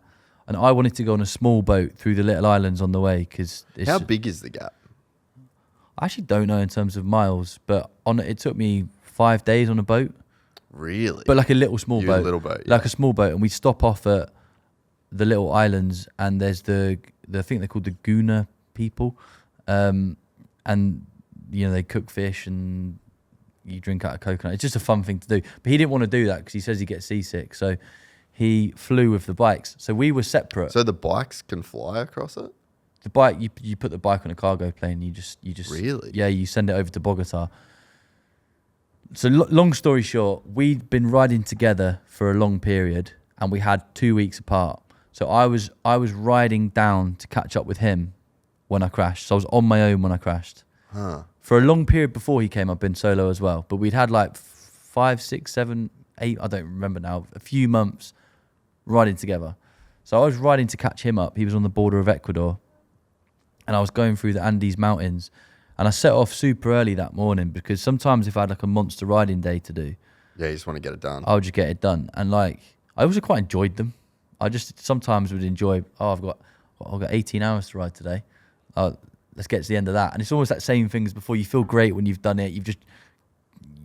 You've completed something. So I set off about 4 a.m. And I took a photo of my bike that morning, and I set off. And at 5:30, I know this because I took another photo, I stopped for petrol, and I filled my bike up, and the sun was coming up in the background, and I sent I had a modular helmet, and I sent a selfie to like my lads group chat, and they're like, "What are you doing up so early?" Because they were all in England. I was like, "Oh, I'll just set off early today." And then I carried on, and that's the sending the photo to the lads. I still have the photo. It's the last proper memory I've got, and then I feel like I can remember the moment of the crash, but I've got no vision attached to it. It's like I can. There's nothing that. There's nowhere to ever be able to know what it was, but something panicked me. If that makes any sense, it was like that feeling of shit, and then whatever it was. Was there an animal in the road? Did I just slip on something? Did a lorry crash into me? No idea. I've got no memory or vision attached to that moment, but I 100% remember the moment it happened. It sounds all a bit like hippie. No. But so I remember that. Yeah. But I don't know what it was. Because there's just a sinking feeling. It's like utter panic. And helplessness. Yeah. And there's a knowing that you're fucked. Yeah. Like I've had that a few times on the bike, and there's just I'm fucked. It's just, I'm in a bad spot here. And then I don't know how long after, but I have this really faint memory, like trying to remember a bad dream of being kind of down in maybe a ditch or something. I don't know. But there was someone with me. If he was sat right next to me here, I wouldn't be able to recognize him. I've got no idea. I feel like it was a Colombian man in his mid-30s, but don't know why I think that. Don't remember the person. I just remember a feeling, you know? And being aware that I was fucked, but not knowing anything else. Like a really faint memory. And then I have another really, really faint memory of being in this place with a wooden roof, and there was this woman trying to cut my motorbike trousers off. And I remember that because I thought to myself, this place has a wooden roof. Can't be a proper hospital. And that's the only thing I really remember from there. But again, super, super faint memory. Don't know how I got there. Don't know where it was. And then, just because I now know from the timestamps of when things happened. So there was fill the bike up at 5:30 a.m. And then at some point that night, so like a good 15 hours later maybe, I woke up in a different part of Colombia, an hour and a half north. And there was a young nurse who was probably about 19 in Spanish goes, hey, you've had a motorbike crash. I woke up, I was completely naked, like bandaged up to the eyeballs because I snapped my right leg as well. That came through the skin. My right collarbone. Everything, all my bones were like hanging out and shit. I know like nothing other than you lost your leg, by the way. So this is like all new. All right. So I had quite a lot of injuries other than just my left leg was crushed. I mean, I remember my toes was pointing in different directions, and I've seen the X-ray since, and the bones were just non-existent. It was like the bones had just been blown to smithereens. My right leg, the tibia snapped and came through the skin. I broke my right like arm and hand, and my right collarbone, I'll show you, is still smashed to pieces. I need to get surgery on it at some point. So everything I was in a pretty bad way, and this nurse comes in, and I had my phone, none of my possessions, but my phone was on my chest with no case on it. And I was like, all right, this isn't good. And she comes in, she says, we're going to chop your leg off. And if we don't chop your leg off, you're going to die. And that was it. And I looked at her and I went, do you remember how to say that in Spanish? Well, all I remember for months and months and months is I said pierna, which is leg, every day, 1,000 times. Pierna. I couldn't say now exactly how to say we're going to chop your leg off, but she turned around, she went, we're going to chop your leg off. And I went, right, can I speak to a doctor? And she said, well, no, because there's none in this hospital. One is traveling in to chop off your leg, and he's going to be here at 8 a.m. And at this point, it was, I don't know, like 10 p.m. or something. And at the time, to be honest, all I'm thinking is, the only reason these guys are chopping my leg off is because I'm in the middle of fucking nowhere. Like, if I'm in the UK, in the US, wherever, they just bolt it back together. Like, no problem, put a rod in it. What are you doing? You're not chopping it off. At that point, and people always say to me, I feel like it's probably going to be the next question is, what was that moment like when they said you're going to chop your leg off? I did not give a fuck. In that exact moment, didn't care because I was just in survival mode. It wasn't, and it caught up with me later on, but in that moment, there was no emotional response whatsoever. I was like, are you going to chop my leg off? No, you're not. I'm not going to do that. And I went, and I had sort of use of this one arm at the time. And I had my phone and I went on my Instagram story. Like I said, just had my friends on there and a few motorbikey people. And I said, I've got the video, I can show you it later. I said, I've crashed my motorbike and my face is all bruised up and my helmet would have saved my life because I had an imprint of a helmet on my face. I said, I've crashed my motorbike. They're going to chop my leg off. I need to get to Medellin, which was 10 hours away through the mountains. Can anyone help? And like, it was probably the middle of the night in the UK, but everyone that saw it then started trying to do something. And this random guy, we followed each other, who was based in Colombia, who I think was just like a friend of some random I'd met in a petrol station or something. He messaged me and he said, I can help if you need help. And then someone else found a private ambulance that was in a town 4 hours away. But to pay the ambulance, I needed to pay the equivalent of $600.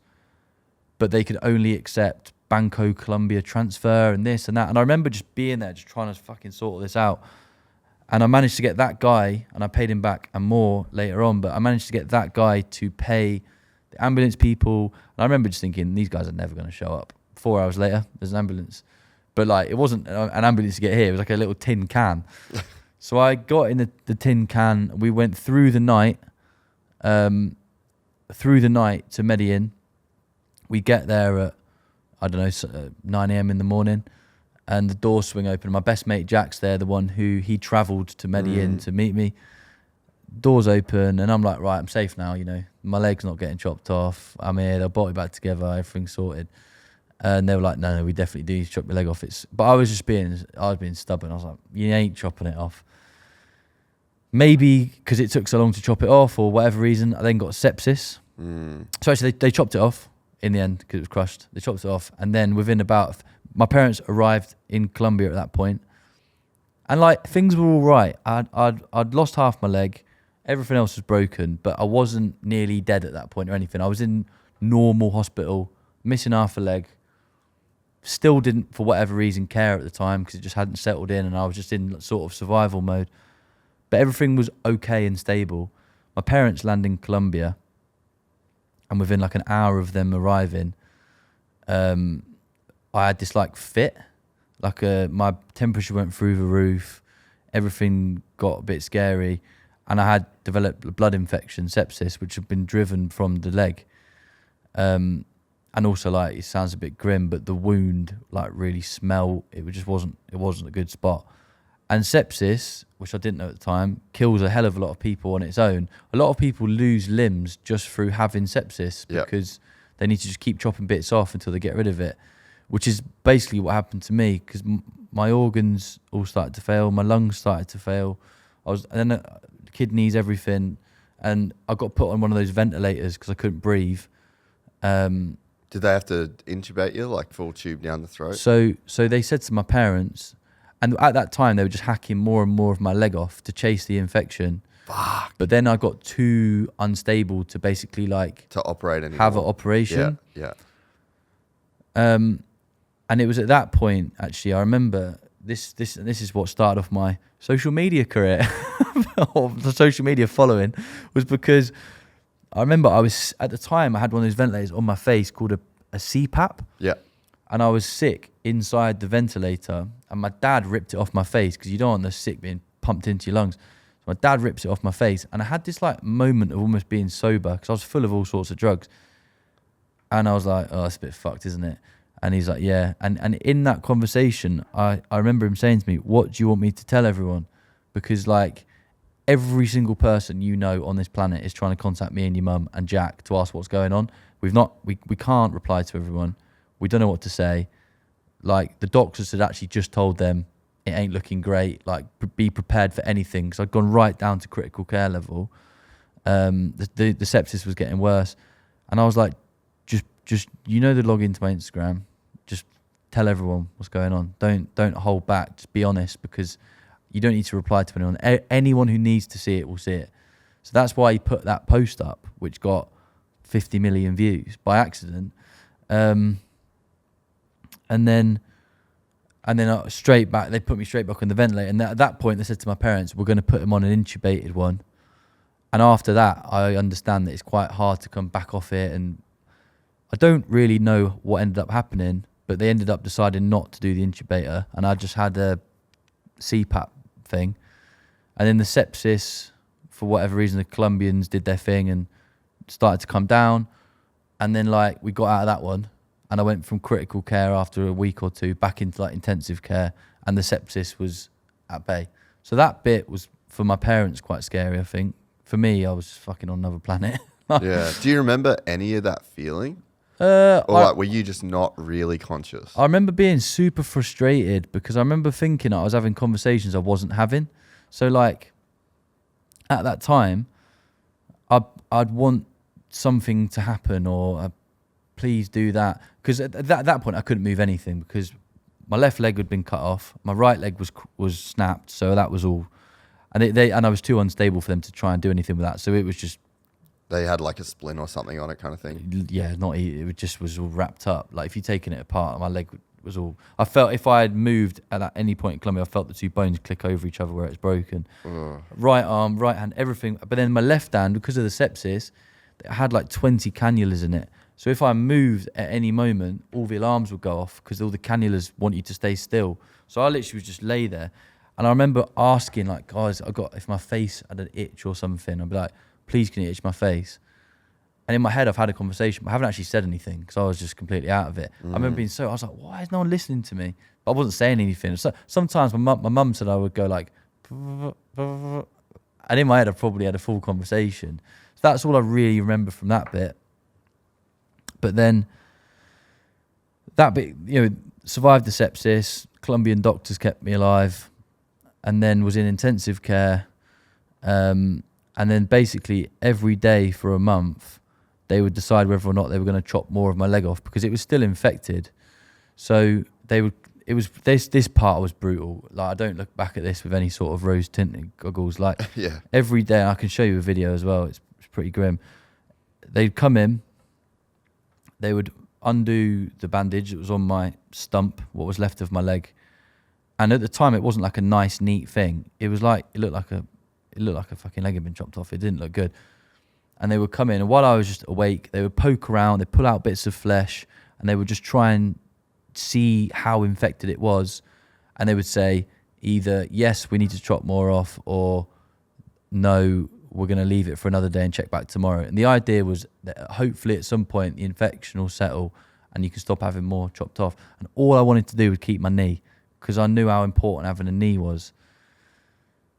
So for like 16 days, every other day it had more chopped off. And then on the other days, I'll just lay there with my leg hanging out. And in the end, they tied it all up. But it means I've now got a way shorter stump than ideal. I get really bad stump envy. Like I look at other amputees with their long stumps, and I'm always jealous of their length. So then that happened, and then I got flown home on an air ambulance back to London, and then that starts off another whole chapter of life, which I can tell you about if you want. But that was the Colombia bit. Yeah.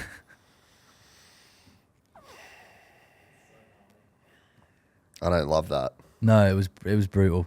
That bit was brutal. The bit that was brutal was really the last couple of weeks in Colombia, where every day was... I actually put up a video later down the line to show people what I was going through every day, and Instagram blocked my account for a week because it was too gruesome. But I would just lay there with my leg open.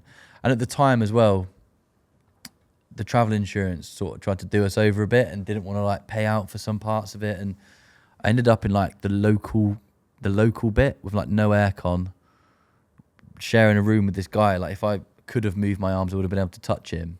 There was nowhere for my parents to sit. We were just crammed in this thing. It was horrible.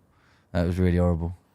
That's and sometimes that's the worst part of hospital. Yeah, it's just being around other really sick people. Like no matter how sick you are and what you're going through, there's just a lot of people that are going through some crazy shit. A lot of people die. Yeah, I mean, actually, do you know what? That bit was worse back in the UK because after I got back from so in the end, once I'd had my 8th more chop off. They were like, we think the sepsis is reduced enough that we can just pump you full of antibiotics. Yeah, just treat it. Because I remember osteomyelitis, bone infection, was the thing that they kept saying was the issue. So they tied it up, and then they bolted my right leg back together. So I've got a pin from my knee to my ankle with that put back together. And the insurance were being kept updated, and then they must have thought, all right, this is a good time to fly him home, because every day that I'm out there, not that it was even much in Colombia, but their whole thing is they want to get you back home into the NHS as soon as possible. Yeah. And they knew they were going to have to pay for an air ambulance. They were like, let's just get it out of the way. So one day I'm in my hospital room, and this German geezer just walks into my room, and he's got a thing that says Luxembourg Air Ambulance. No one's told me anything. And he's like, I'm not going to do the accent, I don't want to get cancelled. But he goes, I'm taking you home. And I'm like, what? What are you on about? And he's like, yeah, we've got an air ambulance here waiting for you. And I'm like, well, have you run this past anyone? And all the Colombian doctors are like, are you taking him home? He's nowhere near fit enough to fly. And we had this like stalemate over the course of a day where the Colombian doctors were refusing to like declare me fit to go on the air ambulance. The insurance were putting loads of pressure on the people who'd literally flown there to pick me up. In the end, they came up with some compromise, and they agreed I could go on the plane. So then I got wheeled out on this like private air ambulance. It was quite a weird experience, because like I was lying down on this thing, and if you look around on your level, it's a hospital. There's like 5 or 6 staff from the air ambulance. They rotate the pilots, so they just keep flying. And there's a couple people that are like medical people who are checking you're like stable and all this. But then obviously I was looking up at the ceiling, and it was like suede and gold trim. And I remember saying to one of the pilots, like, what is this about? And my dad said the toilet was gold as well. And he said, oh, basically a year or two ago, a Qatari prince bought himself a plane, this one, got it kitted out for himself, and decided it was too small. So he bought another one, and he sold this one to us, and we turned it into a hospital. That's insane. Yeah. Doesn't surprise me at all, but that's insane. Yeah, so that was that. And then got back to London, got taken straight to London's trauma centre. And that was the bit where I remember thinking, oh, God. Like, they actually warned me before I went into that ward that most of the people in there have either had a really serious road traffic accident, they've either tried to kill themselves and it's gone badly but they've survived, or they've been shot or stabbed. There's not really anyone, and there's not really anyone in there that's not had some sort of major fuckery. Yeah. And like extremely traumatic. Oh, and it was not a good vibe in there. Ugh. It was bad vibes in there. Yeah, it wasn't nice. There was, yeah, a lot of police about, you know what I mean? That sort of, like the guy opposite me was in, I don't know what had happened to him, but the vibe I got from what people were saying, I think he lobbed himself off a roof. It just wasn't a nice place to be. Yeah. And when you're trying to get better, yeah, it's not and good. you're surrounded by that, it's that's a lot. Yeah. So you probably weren't stable to fly, really. Like, you probably should have stayed in Colombia. I don't know. Like, I mean, it all went fine. So I think the Colombians also just didn't like being told what they were doing. That's probably. And actually, another thing I would say is a lot of the time, well, sometimes I bump into people in the street will come up to me that are from Colombia, and they go, "I'm so sorry about what happened in my country." And I'm like, no. They saved my life. I'm like, the opposite. Yeah. Like, the Colombian people kept me alive. Like, fine, maybe a Colombian truck driver may have driven into me. Who knows? Maybe, it's a possibility. But the Colombian people saved my life twice, maybe even 3. Do you know what I mean? Without them, I wouldn't be doing a podcast. I'd be dead. So, completely opposite. I have a massive soft spot for that entire country, and yeah, the people there as well. It's pretty insane that you don't remember any of the accident. It's probably quite lucky, in a sense. It is, but I'm going to go and find out what happened. Really? Yeah. So my next big project now. Yeah, that makes sense. Yeah, my next big project now is we're heading back to where I crashed because there's a lot of weirdness around it as well. In what way? So my injuries make no sense. My left leg was crushed. My bike was caved in on the right-hand side. All of my bones on the right-hand side of my body were broken, but my left leg was smashed to pieces. It's quite hard to work out how that could have happened, because if all the impact is on my right, where's the left injury come from? And the doctors said from the x-rays it looked like it had been crushed. It looked like my leg had been driven over. Yeah. So maybe I crashed and then someone drove over my leg. Yeah. Maybe I got hit in the side by something and it, who knows? Yeah. But the injuries don't make a load of sense. The damage to the bike doesn't make much sense. And then another really weird part of it was that obviously I had my panniers, had my motorbike. That got taken to a local police station and got recovered by this group of rich Colombian people. I don't really know what happened there either, but it got recovered by these people who helped out, and everything came back to me. There wasn't a single penny missing from my panniers. I had like $400 worth of Colombian notes and some US notes. None of it went missing. It was all in the police station. They had my bike. Someone found me at the side of the road. Someone took me to another part of Colombia. So these lawyers approached me. They're like, they'd seen the stuff on Instagram. Like, do you want us to go and have a look about and see if we can find out what went down? Because you might be able to claim. Because if I had this accident in the UK and it was someone else's fault, I'd be getting 5 million quid compensation. I've got 0 because I don't know what happened and it wasn't in the UK. But they were like, we'll go and have a dig about. So they instructed someone in Colombia to go and find out, just get a police report. Because of course there'd be a police report. The police had my bike. Someone found me at the side of the road. Someone took me to a hospital. There's going to be some sort of police involvement. They filed this petition to get the details, and the Colombian police claimed I never had a crash, which is wild. And like I say, in that part of the world, remote Andes, if you stop on your motorbike, you're going to have gringo, senor, foto. You're going to have all these people wanting to. So personally, I think, and in the end, that legal thing got to a point where they're like, there's nothing we can do because the police are just claiming it didn't happen. And they were like, go and find out yourself. So I'm going to go back to where I crashed with a production company. It's now been picked up for this like big project. Try and work out what happened. I don't actually care, to be honest, but like, it'll be interesting. Someone will know something in that part of Colombia, I'm sure. And then finish the trip off. So that's what I'm doing next year. And then get down to Antarctica, close that chapter, and move on. It's one of the craziest stories I've ever heard. I've done this for a long time. It's not finished yet. Fuck, bro.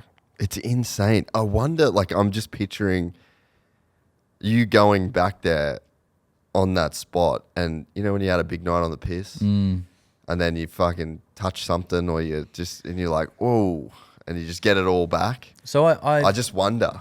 I wonder. Yeah, and also I have got these faint memories. That's what I mean. You've got sprinkles of shit there that like maybe breadcrumbs, and actually as well, I do sometimes have dreams where it's the same one every time, where I'll be if I'm in bed dreaming and I'll think there's a truck coming towards me, and I have to get out the way of the truck. So I've done this a few times where I actually jump out of bed and I'll wake up when I land on the floor. And I've actually hurt myself a little bit a couple of times because it's not ideal falling on what's left of my leg. It's quite sensitive. But I'll fall on the floor and I'll wake up in like, you know, sweating, like heart just absolutely going. And it's always the same thing. So maybe, and I've also spoke to some professionals as well who like, you may have just had a mad head injury. I did have a small head injury, but it may be that the memory never formed. Yeah. And you smacked your head, you're unconscious, you don't remember anything, it's never coming back. There's a large group of people who think that you have the memories in your head, but your body uses as a trauma response, goes, you're not having that. And you hear about, I mean, it's very different, but you hear about situations where people are abused as a child and they only remember when they're an adult because they've blocked it out. So there's a possibility that it's all stored in there. Or there's a possibility that some random geezer in the town near where I crashed has a population of 2,000 people. They're going to know what happened to the gringo that smashed into a tree. Someone's going to know something. I'll find the place with the wooden roof. There's going to be something. You know what I mean? I know what road it was. I know what part of Colombia it was. I know the police station. I know what group of people went and got my bike recovered. They're going to know who they spoke to. There's going to be some answers. And a few people have said to me, this isn't a good idea, mate. You don't want to go, like, if there has been some sort of cover up, digging it out could be quite messy. Fuck it. I'm going to do it. Dude, that's going to be a hell of a story. Yeah, but like, and that is not at all because I care. I really actually don't. It's not going to change my life. The thing I care about doing is finishing off the trip. Yeah. I still feel like I'm on it. And until I reach Ushuaia and I fucking high five my mate Jack, who's going to be there with me, I will not, like, people nowadays with all this social media bullshit, people are like, oh, do you want to start this business? Do you want to do this thing? Do you want to start your own podcast? Do you want to write a book? And I'm like, I'm not doing any of that until I finish my trip because I can't focus on it. I think about it every morning when I wake up, just finishing that part of my life and drawing a line. And until that's done, nothing really matters. I could see that. Yeah. I think that's a fairly acceptable stance to take. It's just such a huge thing to have happen in your life and to just have so many questions unanswered. And then to not get to the finish line. Yeah. That beer, dude. Oh, man, it'd be the best ever. Fuck, that beer's going to taste good. The thing is now, because it's turned into, you know, people are interested in it other than just me, i.e., you know, we were looking at speaking to TV channels and streamers and this and that. It's almost going to feel now like getting to the start line is the finish line because it's now, you know, this is the downside of the way life's gone since. It's great. There's so many incredible opportunities that come. It's great being involved with, you know, Monster. We're sat in the HQ now. There's some awesome stuff that I can do that I would never, ever, ever have done if I hadn't lost my leg.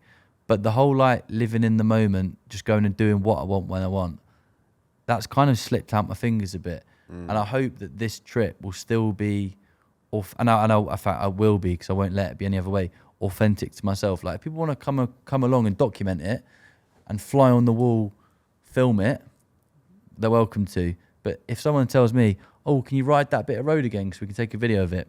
No chance. I'm doing it how I want. You can film it or whatever. I'm doing it regardless. So we'll see how it pans out. It'd be great if it gets turned into a big film, which is what people are saying now. But at the same time, I just want to finish it.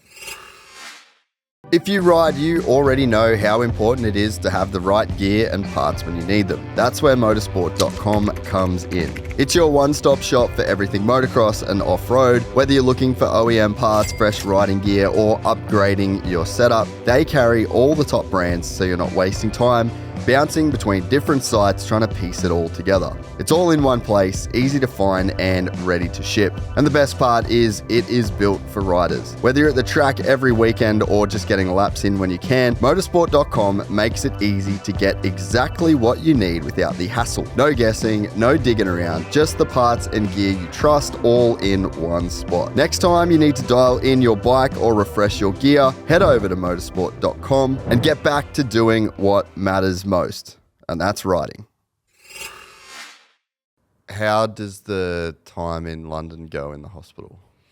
So, get back off the air ambulance, and at that, I'd obviously had some tough, really tough times in Colombia, but there was not a single moment really where I was thinking, "Fucking hell, what's my life going to be like?" I don't know why. And I'm not saying this to try and look tough or macho, because I'll tell you the bit that came later on, but at the time, I just didn't care. I just was like, I always had a goal. First, the goal was get to Medellin. Then the goal was keep my leg. Then the goal was keep as much of my leg as I can. Then it was beat sepsis. Then it was keep the knee. Then it was get back to London. Got back to London. Ended up in the trauma ward. Was there for a while, and then got transferred to a place for like new amputees. And then the goal was get up on this like inflatable leg thing, like like a bouncy castle, but it wraps around your leg and it's just really soft, and you can kind of stand up. And standing up again for the first time was amazing. And then I kept having these goals, like then you get on a prosthetic. So for the first 3-4 months, the whole time of which I was in hospital, at no part of it was I sat there at night thinking, fucking hell, I've lost my leg. I was just there like, boom, goal. Tomorrow I'm doing this. I was just so motivated by it all. You can compartmentalize the trauma in that way. Yeah, I didn't even think about it. It didn't. My happiness had not dipped at all, which sounds crazy.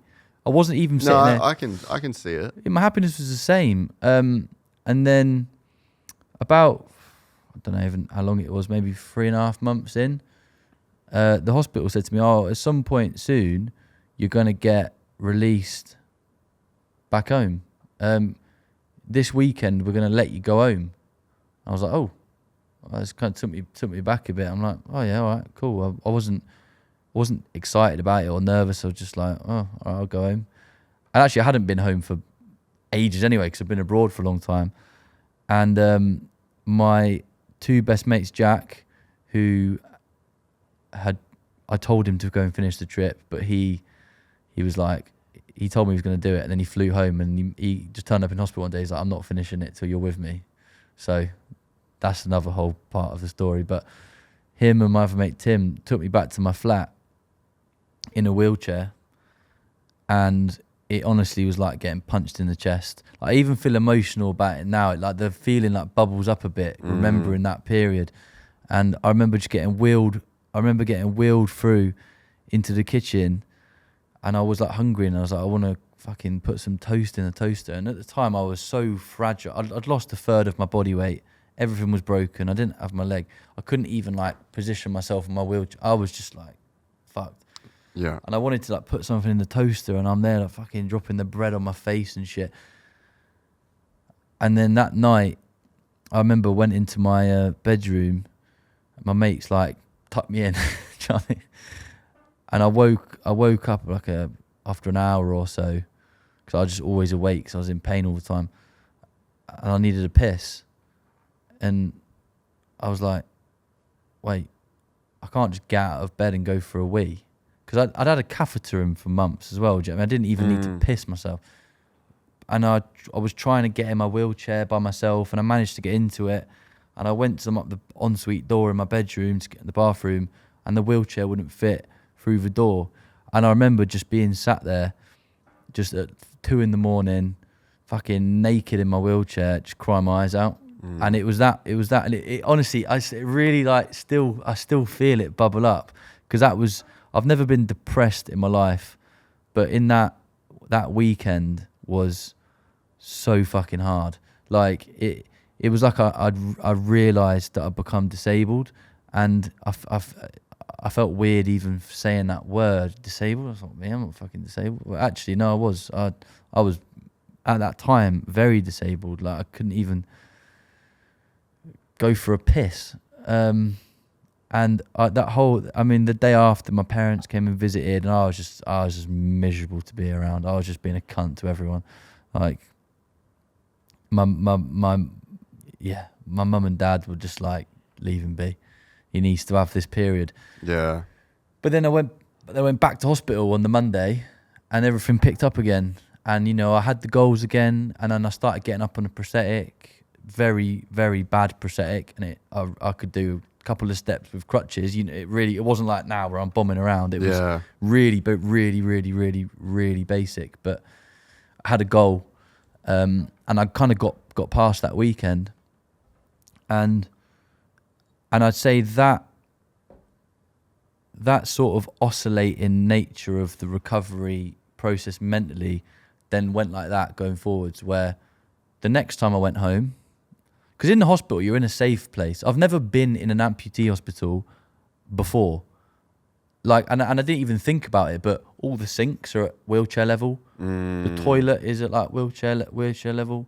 In the morning, they're doing the stuff for you, and in the garden, you get about in your wheelchair, and it's all chilling. And like in the real world, nothing's changed, and it was those moments of coming back into the real world when I realised it was all different. So then the next time I went home, I had another dip, but it was less deep than the last one because I'd come out the last one, so I knew I was going to get through it, but I just rode it, and then that's just been going on for 2 years. I still have it now where like something will piss me off. Like the other day when we was at the Isle of Man and we were in a rush to get to the secret garden, which we're no longer allowed to talk about. Yeah. But we're in a rush to get there, and everyone's running, and I can't run yet, and I'm pissed off. I'm trying to do some sort of shit run, and I have a moment of like but it's 0.0001% of how I felt that first weekend at home, and so the general trend has been upwards, with like a sort of oscillating nature of dips throughout the last 2 years. Yeah, it makes total sense. Fuck, man, it's a wild story. Yeah. Like, it's just crazy. And I mean, I guess I'm coming at it from being around you this last week, and it's just the fucking best time, you know? Like, yeah, we're wicked. Just hanging, but the reality of what it takes to get to where you're at now, that's just such a crazy journey. And yeah, to be like, I am disabled. Yeah. Like, I'm not normal now. My life will never be normal. If I'm on a fucking island and my prosthetic leg goes, like, I'm fucked. Yeah. And that's a very heavy reality to confront, especially in your mid-20s, you know? But there's another way, and it sounds kind of bizarre to even think about it in this way, but for a long time, for at least the first year, every time the prosthetic affected me, it was negative, really. It was always stopping me from doing something. In the second year, there have been times where it's actually made my life better. And I don't just mean better because it's grown my online profile ever. I mean, genuinely, it's made my life better. For example, I did that month I was telling you about in Mexico in December. Went with my girlfriend, and you know, I used to live very spontaneously. Like, I didn't ever plan where I was going to sleep that night. I didn't plan what I was going to do in the day. I'd get on my bike, I'd pack my panniers, and I would just see what happened. And I'd end up where I ended up. And if I had to sleep on the floor next to my bike, great. If I had to wash in a waterfall, amazing. That's the best thing ever. And I realised that life wasn't actually that spontaneous anymore because I had to sort of plan around the leg. And there was a day when we were out in the car and we hadn't planned on going to the beach. So we stopped off at this beach, and I didn't have... There's certain ways... There's a prosthetic I've got that I'd be happy to get wet, but like my day-to-day prosthetic, I ain't getting it in salt water. I don't want to mess it up. And my girlfriend's like, oh, it's fine. I won't go in the sea with you because, you know, I'll chill with you. And I'm like, no, please go in the sea. Like, I really don't want you to miss out on going in the sea. And she said, no, I'm not. And I was like, fuck it. And the beach was like, it was like quite a wide beach. So where the bit where my prosthetic, I could kind of safely leave it, and there was a couple chairs and stuff, and I could sit without getting sand all in it. It was quite high up the beach. So I took my prosthetic. She's like, what are you doing? And I was like, I'm going in the fucking sea. Took my prosthetic off, left it there, and I hopped with one leg. Bear in mind, my right leg's not the best because that was also quite injured. Basically, I fell over like 4 times. I hopped down the beach. She ended up sort of helping me a bit. Got in the sea. We had a swim about, and then I couldn't get out because the waves were quite strong. And they were pulling you back in. And they were pulling back in. And normally you just sort of stand up, and I'd be trying to, and I'll... And yeah. She's trying to help me. She's only little. She's like half my body weight. She's getting smashed by me in the waves. And long story short, we ended up almost leopard crawling out the sea and getting covered in sand, and got back up to the thing. And it was an absolute mission. And the whole simple process of like jumping in the sea had turned into like an hour ordeal. Yeah. And we're both covered in bruises and cuts and sand. And I sat back down, and I just had such an insane sense of like achievement. I was like, we did it. Got in the sea, didn't miss out. And I realised that hour getting in the sea was way better because it was a challenge than if it would have been just jumped in the sea, floated around with me missus, and then got back to the bench. Like, I had such a good time. And it was that moment, I think, when I realised I actually sometimes enjoy it.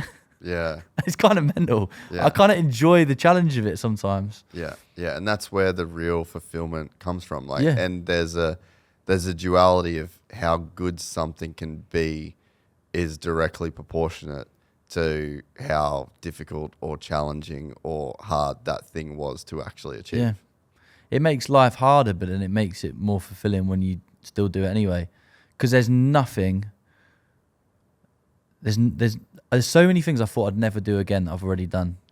I've been skiing again, standing up. Like, one of the companies I work with a lot made me a skiing foot. I went skiing. I was shit at skiing before. I'm still shit, but I was the same level of... Yeah, you're the same shit. Yeah. Went skiing. You know, I've climbed mountains. I've been back on a motorbike. There's literally nothing that I don't think I can do.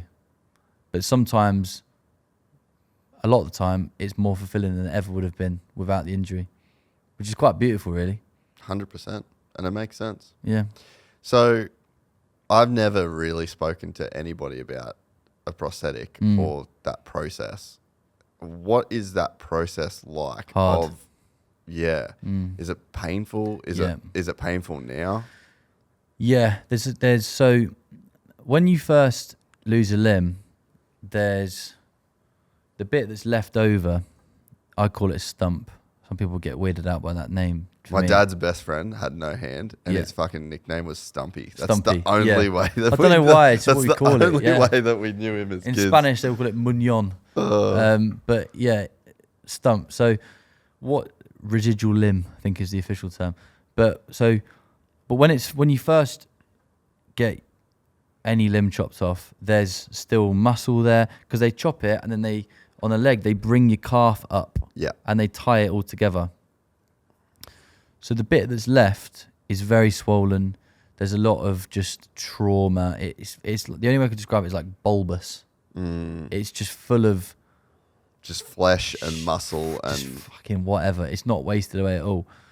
The moment you start, this is the reason they get you up on that inflatable bouncy castle thing I told you about. Is because once you stand up and put weight onto it and it starts getting blood through it, it starts to like kind of wash out some of the swelling, and over time the muscle wastes away. So you go from having a very swollen, bulbous stump in the first period to 2 years down the line, kind of just like it's bony and just like very minimal. Yeah, and all the swelling's gone. But what that means is to fit a prosthetic to it is very difficult, because you could fit your prosthetic on a Monday and by Friday it's completely different shape. And in the UK, it's something that needs to be changed. I've been thinking about what I personally can do to help the situation. In the UK, the funding isn't there to be able to chase the shape of your prosthetic.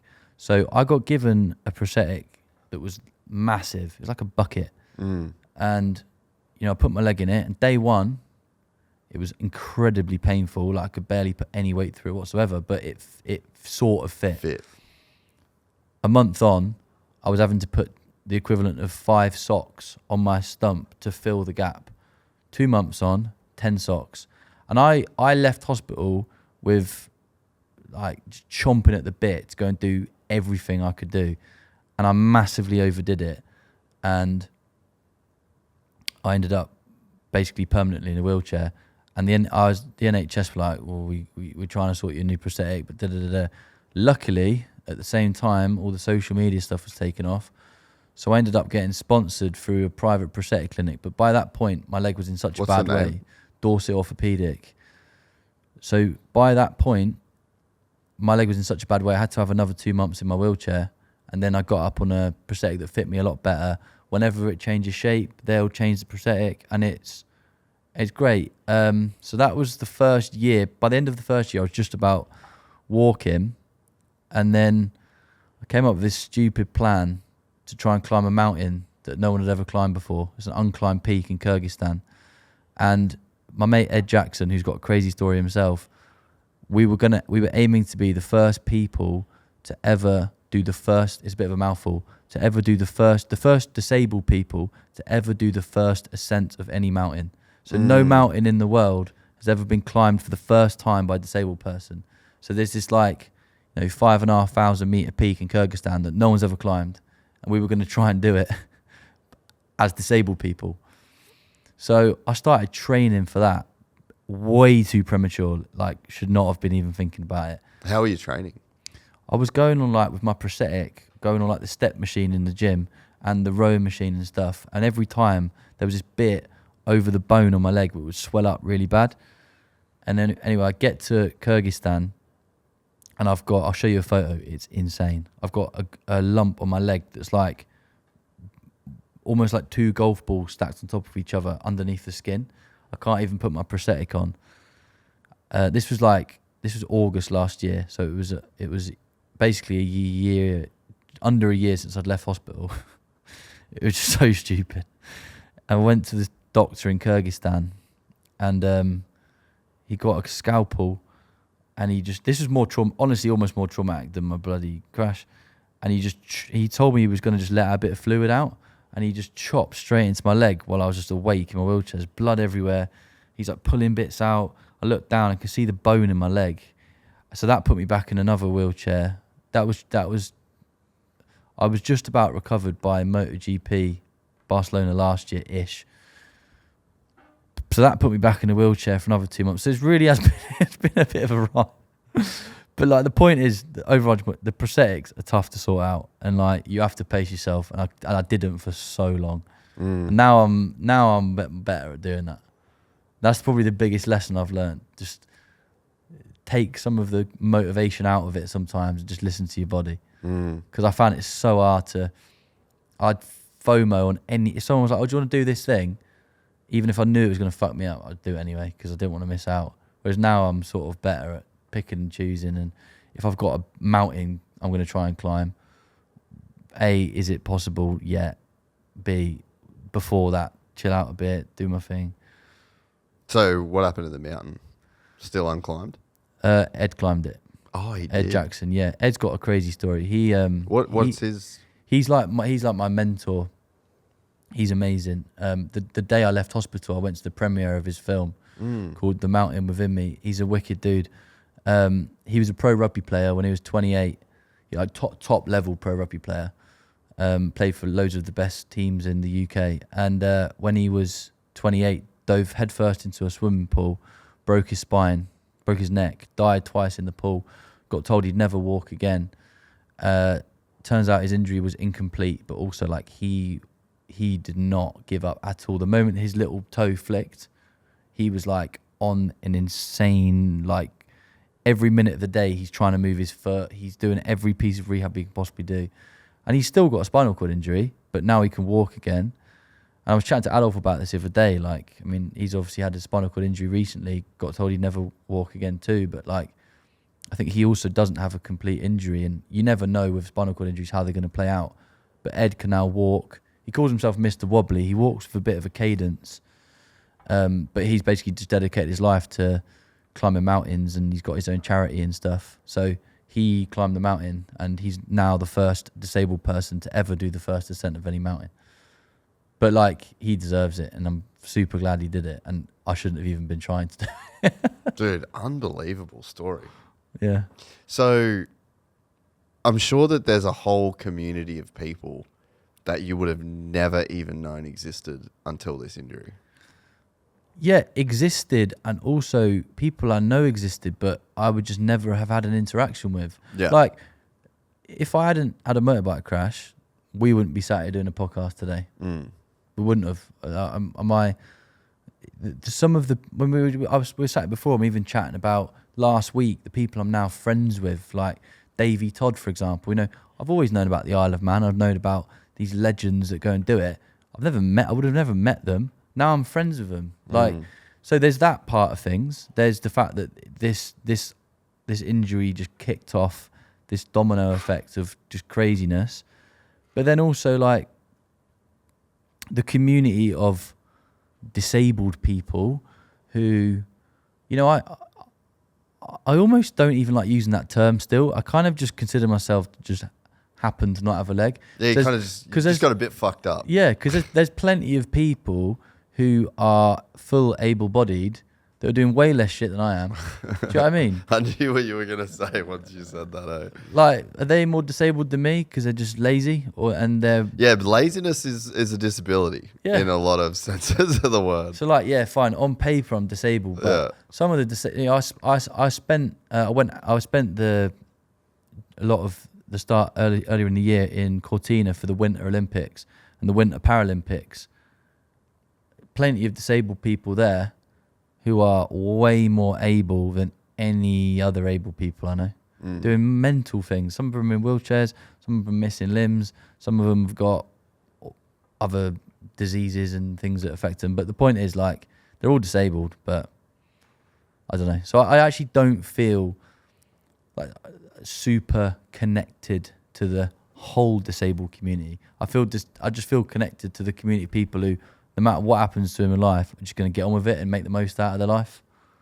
Because there are people who are disabled who still aren't bothered about doing anything. And there are people who are able, still not bothered about doing anything. I don't really have much in common with either of them, disabled or able. Either way. It's the way it is. No, it's a great way to say it. So you haven't really done much riding yet, have you? No. And I'm desperate. Yeah, I'm desperate would be The issue is, and I'll probably get told off for speaking about this, but because this project has now turned into a thing. During that film and that, or just that whole ride through Latin America, I'll be on a bike, and they want that bike to the production company want me to be on learning and them filming everything, the whole process, because a key part of the film is going to be the getting used to being back on a bike. And if I get super comfortable by myself without them filming it, that's a key section of the film. They filmed everything. They filmed the first time I got a prosthetic. They filmed the first time I was in a wheelchair. They filmed the first time I went on the tube in London after my crash. Like, they filmed my best man speech at Jack's wedding, the first time I got back on a motorbike, everything they filmed. And now it's at a point where they're like, we know you want to go riding, but we need to film it properly. And we need you to be on the brand of bike which you're going to be doing your entire expedition on, so everything marries up and you have essentially a motorbike sponsor, which, again, is just weird for me. Like, I've had motorbike brands offer me free motorbikes, and I'm like, fuck yeah. And then they're like, no, mate, wait. What are you going to ride, you reckon? What do you want to ride? To be honest, I actually have... every brand has a motorbike that you would want to ride. That I would want to ride. There are certain bikes which I really love, but I've never been one of those people who really, really cares about the bike itself.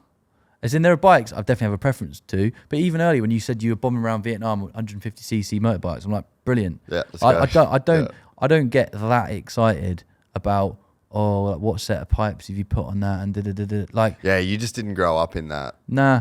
For me, it's just you've got such a wholesome way that you got into motorcycles. Do you get super excited about like the detail of the bike? I've had a bit of a journey. So to go back a little bit, like, I was a kid that I mowed lawns, I washed cars, me and my brother shared a little motorcycle that wasn't a motocross bike, and all I wanted to do was race motocross. Yeah. So we had a little TTR Yamaha 125 that was way too small for me, and I was having to enter that in like actual senior motocross races, and it was a farm bike.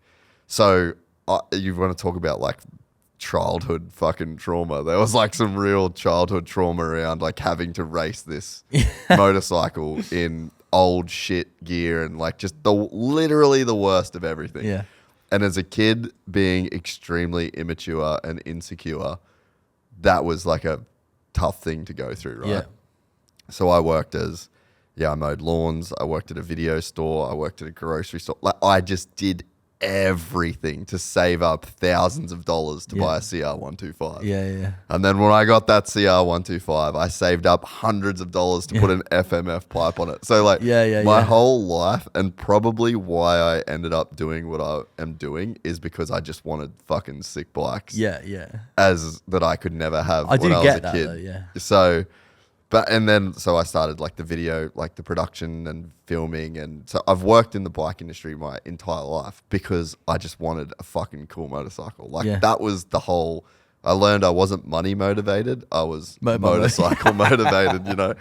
And so fast forward now and I'm sponsored by Yamaha. I've been given Ducatis. I've been given like, I've got Starks. I've got every fucking motorcycle. I've been able to buy the motorcycles that I always wanted. And it was just this year where I just went full circle. Really? And I was like, I don't give a fuck anymore. Yeah. Because I've got now, I got a 2025 YZ450. Yeah.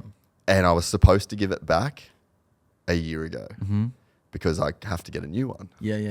And I'm like, I don't care. no, I don't fucking want a new one. Yeah, happy. This bike has ball tires. I haven't ever changed an air filter on it. I've done the oil twice. All of my friends ride it. Yeah. Everything's fucked. And I love this bike. But it's yours. I love this bike so much. The grips are fucked. He crashed it and broke his arm, bent everything. Didn't fix any of it. I just kept riding it. And it was like it was that what you're describing. I've kind of got that now. Yeah. I'm just like so grateful to be in a place where I am.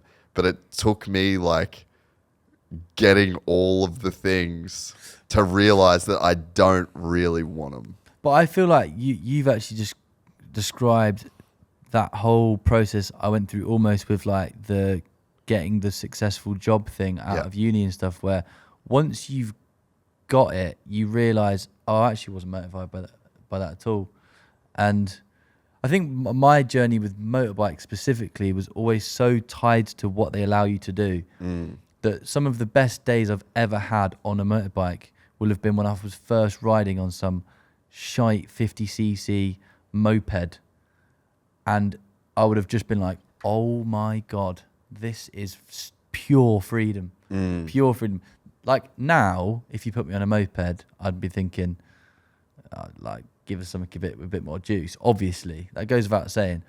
But personally, it's just about what they allow you to do, where they allow you to go, what you can explore. Obviously, you need the right tool for the job, but what brand name, or even how it sounds. Sometimes sometimes it's nice to have a nice sounding bike, but really it's just if it allows you to do your thing.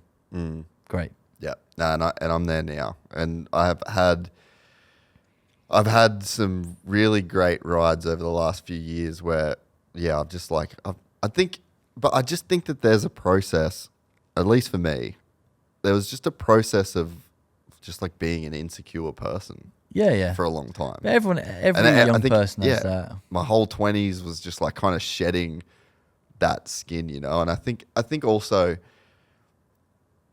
you have a level of success with this as well, to where even on the start of this journey, there was like ego, and there was like insecurities that was attached to this. And then even this gets to the point, whatever the version of like not giving a fuck about the tires, exhaust of this. When you say this, you mean your podcast? Yeah. Because there's a level of notoriety that you have all over the world. And everywhere I go, like, people know who you are. People take photos. Every day, hundreds of people send messages. And there's like there's the FMF exhaust and the cool pipe and there's like that in this as well. And it's like over the last, it's been 8 years, but it's like, I mean, probably for the last few years, it's just, I don't care. I'm enjoying the stock motorcycle of this experience as well. And it's like all the bullshit that comes with this, I get that I don't care anymore. I get that completely, because like once that whole social media thing started happening, And once my dad stopped doing the posts and I was doing the posts, because, you know, I keep my friends in the loop. And then when I got home, I remember thinking, what's the point in doing these updates anymore? Like, my mates know where I am, then come see me in hospital. But by then, you know, I'd gone from my mates to, at the time, I don't know, a couple of 100,000 followers in like a month, which is just a massive jump. And and then, you know, all these strangers are sending you nice messages, and, you know, every time I post a video, it was going like 5 million views, 5 million views, 5 million views, every single one. Like, you know, the algorithm's like, it's just shoving your content. Once the fire started, it's shoving your content down anyone's throat. You know, and every day I'm getting 10,000 followers. Like, and then that went on for a whole year pretty much. I mean, I went from no followers to 500,000 super quick. And then I remember last summer, I was chatting to my like agent manager person, and I just sort of noticed the pace of it had slowed down a bit, and I was like, it's almost like I was a bit hooked on it. I didn't even realize. And I was the dopamine of just getting all this like external validation from people. And I said to him, I was like, oh, I've noticed, and it's making me feel a bit shit that the wind seems to have come out the sails a bit, and I was posting less and da-da-da. And he was like, oh, you know, you do realize that happens to everyone all the time, and it comes and it goes, and don't overthink it. But I really struggled to. And this was just before the Kurdistan climb. And then literally the week before, then I went to Kurdistan. That all went wrong. I put up a video explaining that I just had another massive traumatic incident, just to let people know why I wasn't climbing the mountain. And like clockwork, that goes super viral. And then I gained 80,000 followers in like 2 days, the week after I'd had this conversation with my manager. And in some like weird, twisted way, I'm almost thinking to myself, oh, it's been a positive. I'm like, what are you on about? What are you actually on about? You've got a number of people on this app which could be deleted tomorrow. You sat here in your wheelchair, can't walk, you can't climb your mountain, can't do all the stuff you plan on doing. But part of you's happy because it's caused a follower spike. And it was this moment where I was like, what are you on about? Yeah. Like, yeah, I gave myself the ick. Yeah. And that was the moment where, now I've been doing it for a couple of years. So I've seen like you said, the oscillate. Like, there are months where it feels like the algorithm really cares about you. And it feels like, you know, you go out in the street and people constantly coming up to you. I've seen you. And then there are months where like things are slower and there's less going on and people care less about what you're doing because it's a bit of a slump period. And it's just about riding that. So I completely get what you're saying. Because I say I'm at a point now where I don't really give a fuck either. I've unhooked myself from the dopamine hose pipe that can be the media world. But it's good to free yourself from it. Yeah, and it's funny. I had it was like a constant. I mean, this for me was just like a constant journey from day one, because at the start of it, it was like, and it's a long story. Maybe I'll tell you another time, but because people have already heard it. But it's like I started with literally nothing. Like this was a fucking accident. I didn't want to do this. I wasn't trying to do this. I ended up, my visa got cancelled in America. I got fucked over on some stuff. I landed in Australia with nothing. Yeah.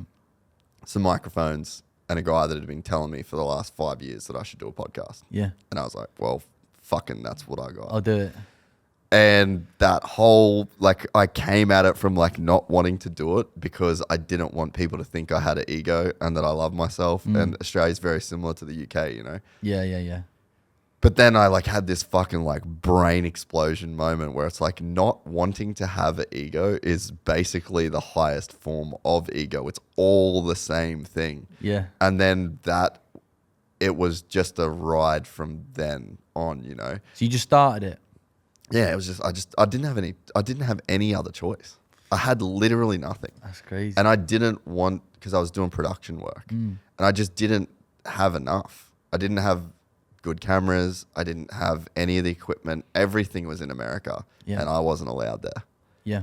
And like, I just literally I had this. Like, it's literally the same. No, actually, these mics are gone. I lost those other ones in a fire. But it's like all the same shit. And so I just fucking started doing it, you know. But that whole process of like not wanting to have a fucking ego, I was like, oh, that's what this whole thing is. But so then it just does what it does, and it's like, it was like instantly successful in a way, but I didn't make any money because it was like 2018. It was kind of before the podcast boom. So it was just like a massive struggle for a really long time. But I got to a point last year, same thing, not as bad, but like my visa ended. Everything was in America. I had a fire at my warehouse in Australia, so I lost everything in Australia. So I couldn't record. And I was more stressed about just money and like keeping the business going while I couldn't record shows. And it was like, I could have made it work. It wouldn't have been as good as I wanted it to be. And I was financially in a position where I could keep paying all the guys and we could just recycle some old shit. Yeah. But it was my first chance because I'd been on this like fucking journey of being like, I'm not attached to this in the way that I could be, or maybe I was. But you still post twice a day on Instagram. You've got 2 YouTube channels. You've got a TikTok. You've got a Facebook. And it's a fucking machine that just goes. And it's like millions and millions of views every fucking day. And it's like, how can you say that you don't care if that whole machine's running in the background the whole time? So last July, I just fucking stopped until January. And because for that, I just really wanted to be like... And you didn't do anything? Nothing. Didn't post anything? The boys did. They kept everything going, but I didn't have Instagram on my phone. I didn't post shit. I went on crazy trips with friends, didn't fucking post about it, did like nothing. And then it wasn't until... It's fucking crazy too, because it was just like me and my wife just chilling. We were just on the Gold Coast living. And we were going through IVF, and we had like all this other shit that was going on. And then I remember we went to Marvel Stadium for Supercross, and I was that dude again. And you're like, back in? Yeah, like all the people and everyone. And I was like, oh my fucking God. I literally like almost forgot about it. I wasn't checking the YouTube number. I just didn't give a fuck because I knew that it was just like going down. But yeah, it's a process like to kind of go through, you know. But so I'm now, it's like I got to that point with riding, and hopefully got to that point with this where it's like just bald tire, fuck grips. I just want to do the thing to do the thing. I also feel like, because I remember you saying about the fire, and it just shows another situation where you think that's probably going to be the worst thing ever. I remember you saying you was looking at that fire thinking, this is horrendous. And it sounds like now, even if it maybe wasn't all positive, at least that was something positive that came from it. Dude, you know the crazy thing? You know the thing that like literally makes me cry when I think about it is we lost our wedding videos. So we lost all that. And I've done all, like it's hard to even say. I've done all of these trips with my dad riding all over the fucking world. They're all gone. And I always like, as weird as it sounds, I just had like a picture in my mind of standing at my dad's funeral and just playing like a lifetime of these photos. And like, because I'd almost documented him. Yeah. And like, that he's the man, you know? Yeah. And just like losing all that. That I didn't care about so much else. But I'm like, dude, his funeral will not show people how fucking cool he is. But you can tell him. Yeah. And I've got that impression of your old man from what you've said. And you've got all of that done. No matter what is on video or photo, where you wouldn't trade any photo in the world for a minute of that experience. Oh, and and you've had it. And that is all that really matters. It'd be nice to have the photos that you can show people at his funeral, but you've probably put too much weight on that anyway, because you've fucking done it. Yeah. And no one in that crowd at his funeral would even get a percent of the emotion of that moment that you like. You know, when you show someone a photo of a trip you did, like, you know, I'll be, oh look, I did this like amazing thing, and they go, oh well, that looks really cool. Like, but Yeah, you're like, but, no. You don't get it. Yeah. And I feel like the other day you showed me the photos of that ride in Australia, and I'm like, yeah, it looks cool. Some tents on a bit of dust, and I was like, that was great. But then you talked about it. You were like, we did this and we did this, and then we washed there and we put the bikes, and that actually brings it alive More than that. way more than the thing. And finally, you could have a slideshow and maybe look at a few photos of you and your dad a few times, but nothing is going to do that journey of his life and all the stuff you've done together more credit than you bringing it to life. Yeah, and I think that the fire as well, and there's been like, I think it's just loss in general, but yeah, I remember like the first thing I thought, like we were standing looking at the fucking warehouse, just literally just no insurance, like I'm fucked. And then I remember just like having this thought, and it was very like Buddhist, yeah, you know, Buddhist text, but I'm like, well, I was going to lose it all at some point. yeah. I just lost it way sooner than I would have actually liked, and now it's insanely inconvenient. But it's just a reminder that it all goes, man. I think it was called impermanence or something. Yeah. It's like it's going to turn into like a Buddhism podcast. But no, I do get it. I get why it's very easy to some sit and say, yeah, but this, that. But like when you're in it, it's really difficult to pull yourself out of that mindset. So I completely get it.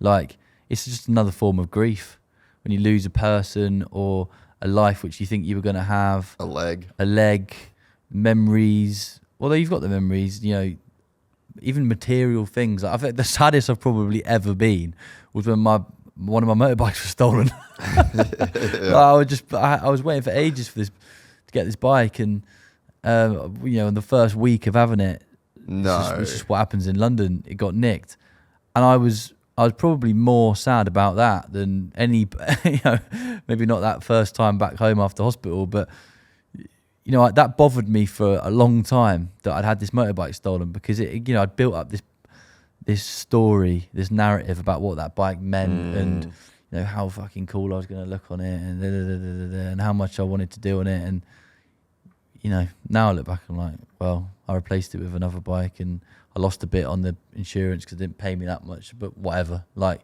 but at the time, I was so wrapped up in the loss. For even like a year, it bothered me that losing that bike. Probably more time than it bothered me losing my leg. Weird, isn't it? I want to say a massive congratulations to the team at Fist Handwear, because starting right now, Fist is proud to be officially distributed in the US through a partnership with Parts Unlimited, bringing their gloves to riders all across the US. That means it is easier than ever to get your hands in a pair, no matter where you are. I've been banging on about how amazing Fist gloves are for the last 10 years, and now it's easier than ever for US riders to get a pair of their own. If you've heard me talk about them on the podcast before, but never tried a pair of your own, now there's no excuse. No matter what you ride, motocross, BMX, road, or even on the job, Fist has a glove designed for every condition, from blazing heat to icy cold. Apart from being the best performing gloves in the world, they also have a design for any flavor, from wild prints and bold graphics to collabs with some of the world's best athletes. And it doesn't just stop at gloves. Fist has moto socks, tees, hoodies, and hats, the full kit and caboodle.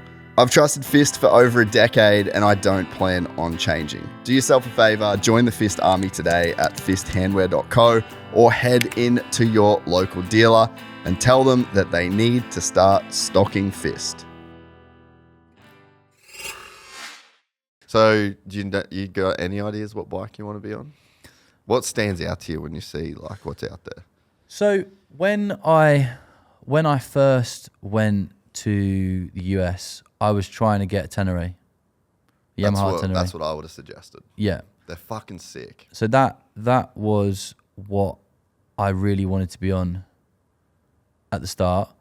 I ended up on a V-Strom, loved it. I did a trip round Asia on a Triumph Tiger 1200. Yeah. Amazing bike, but it was Probably a bit heavy, eh? way too heavy. Yeah. Whenever, even on that Ho Chi Minh Trail, on the bits which, you know, like the mud sections. Yeah. I remember coming off on it on one of those sections and just like picking it up was such a nightmare. I've done a trip on a GS. You know, Royal Enfield got Himalayan, awesome bomb-proof bike. You can just do whatever you want with it. Like every brand, even like KTM, Ducati, they all have a bike which would be fit for purpose, and that is the most important thing. And actually, like, I quite like I get offered a lot of what do you even call it, partnership requests from various brands, and I turn 99% of it down because, and normally not motorbike stuff, because I don't want to sell out and do that thing that, you know, there's nothing I hate being called more than when someone goes, "Oh, are you an influencer?" I'm like, no, I'm fucking not. Try telling people you're a fucking podcaster for a living. Well, it's probably, I reckon, influence even worse.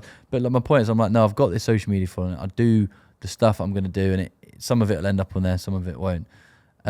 So when it comes to like brand stuff, even on the motorbike side, I want it to be super aligned.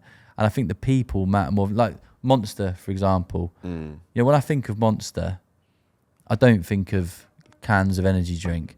I think of the lads, and I think of Sarah and Jake and the guys that I see all the time, and my friends, and you, and this podcast, and all the bits that make Monster what it is. It's not to me. It's nothing to do with the drink. I don't even remember sometimes there's a drink attached. You know what I mean? I guess that's kind of the point of Monster as well. It's a lifestyle more than anything. But to me, it's the people, and I'm getting to a point now where I'm meeting the motorbike brands, and I think it'll be nice to have a family there too. It sounds a bit cheesy, but do you get what I'm saying? Yeah. And like I said, the people that do my skiing prosthetic, Salomon, they're like my main sponsor. They're wicked. They're sponsoring me learning to run again. I'm getting a blade in like 3 days' time. Oh, sick. Yeah, they sorted me out a skiing prosthetic. They basically, if I have an idea that is in any way adjacent to them, they're just like, we'll make it happen. And that's kind of, I don't just want to be given a bike and say, have fun in South America, mate. You know what I mean? Yeah. It'd be quite nice to have a partner. Like it sounds you have with Yamaha. Yeah, they're so cool. Yeah, the people. And you are right. Like, that's what does make these type of things, is like the people. And when you can actually like really get behind, because there is nothing worse than being in a position where people have a certain level of trust. Yeah. And you're just hocking some shit off, you know? That's not, I mean, the idea of just shoving products down people's throats. Obviously, bikes is different. But I've been offered good money to flog stuff that's not even embarrassing, but I just don't use it. So I'm like, nah, not doing that. It doesn't matter how much I'm paid to. I will not promote something that is not completely aligned with, because that's got a lifespan to it. Yeah. And at that point, you're just a fucking billboard. Yeah. You know I what mean? will promote a Tenere AT 700 though. Yeah, I mean, those things are fucking sick. It's a wicked bike, and even my dad's full Honda. Just you cut him open, just red, just Honda, just fucking spits out of it. Yeah. And I took him riding in Utah last year, and he's like, fucking. He's got Africa Twin. Not bad, eh? I was like, I told you they're good, mate. This is the thing, like when people, but they're all pretty good. When people are super aligned with one specific brand, like I would align myself with one motorbike brand if it felt like it was my home. You know what I mean? Like now I'm super aligned with Monster. You know, if someone was like, "Oh, do you want to come and hang out with Red Bull?" I feel like I'm cheating on my girlfriend. Yeah, you know what I mean? Yeah. Well, that's one of the best things about Yamaha, though. I can still ride whatever I want. They like actively encourage it, because they're like, well, if you go to the track on a Yamaha 450 and people know that you can ride whatever else.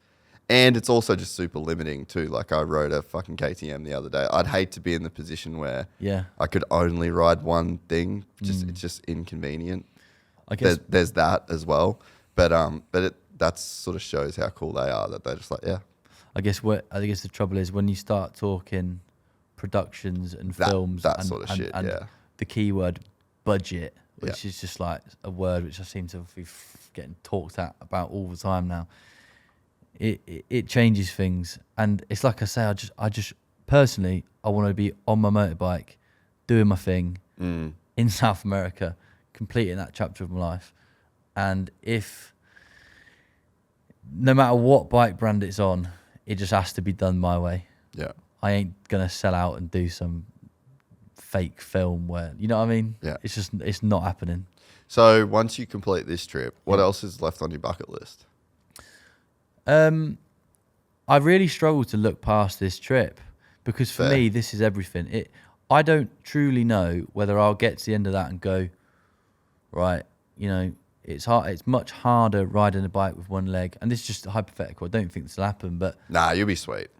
You'll be sweet. I might get to the end and go, do you know what? Maybe I'm content now and I don't need to go and do another massive motorbike expedition. Or maybe I will turn around and go, actually, that London to Cape Town trip looks pretty good.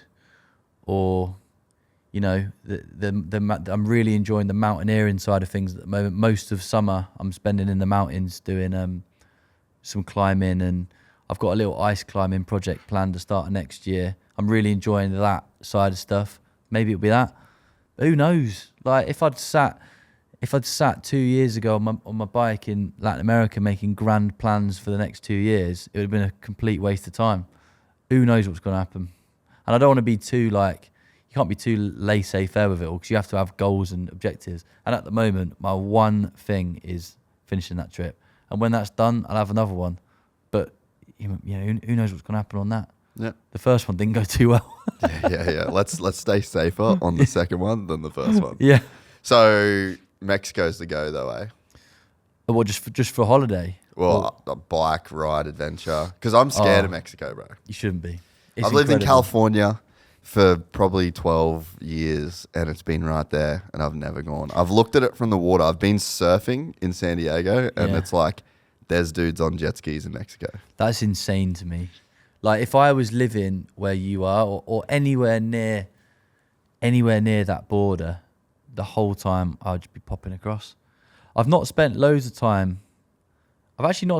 time in the north. I've met a lot of the places sort of worth visiting on a road trip are kind of on that south of Oaxaca route when you go through Chiapas and all that. It's wicked, but I think it's one of the best countries. I just like countries where you land or arrive on your bike and you just feel the pulse of it. You know, there's good food and there's music and there's colour and like the culture is just seeping out of the place. That really gets me excited. Vietnam has it in a different way. Like, you know, Vietnam, you can tell you're abroad. Like, you know, some countries you go and visit, in parts of the US, and it's like, you come from here, there's no culture shock. You know, I'm planning another Australia trip, and I'm going to do it very differently. But you go to parts of Australia, and it's like, you know, it's nicer weather, but it's very similar to the UK. And I don't get excited by that. Mexico excites me so much. I could go back and go to I could live in Mexico. I really, really, really think you should go. So I just feel sketched out by the whole cartel thing. Nah. Also, I could, nah. I mean, I could tell some stories. So I'll tell you a story. The cartel, in my opinion, don't really mess around with just random. I'm going to call us gringos again. They don't do it. There are also situations where. So Day of the Dead in Oaxaca, you've heard of Day of the Dead, right? And Oaxaca's like the main place for Day of the Dead. And I went there a couple of years ago, and I was in the town, and they have all the, you know, the skulls everywhere and these big parades and stuff. It's really cool. And I was doing that thing which I sort of had this thing sometimes where I was allergic to other Westerners because I wanted to just be with the locals. And I was chatting to this random geezer in town centre, and he's like, "Oh, do you want to experience the real Day of the Dead?" And I'm obviously like, "Well, I can't say no to I obviously can't say no to that." And he's like, "Oh, follow me then. So I get my bike, he gets his, and I follow him out of the centre of Oaxaca. We're driving for a long time. And I'm starting to have that creeping thing of like, am I going to get like kidnapped here or something? But I was in too deep at that point, and whatever this thing was could be worth it, or I was in it. Do you know what I mean? So I'm following him, and I'll show you pictures of all this later. Like I can back this up with receipts. So I must have been driving for like 40 minutes, and there's no street lights. At this point, I'm like, right, this isn't looking good. And we pull up this place, and I can hear in the distance like really faint Mexican sort of like big band music vibes, and we park the bikes up, and we're walking, and it's getting louder and louder and louder, and I can hear like gunshots and just like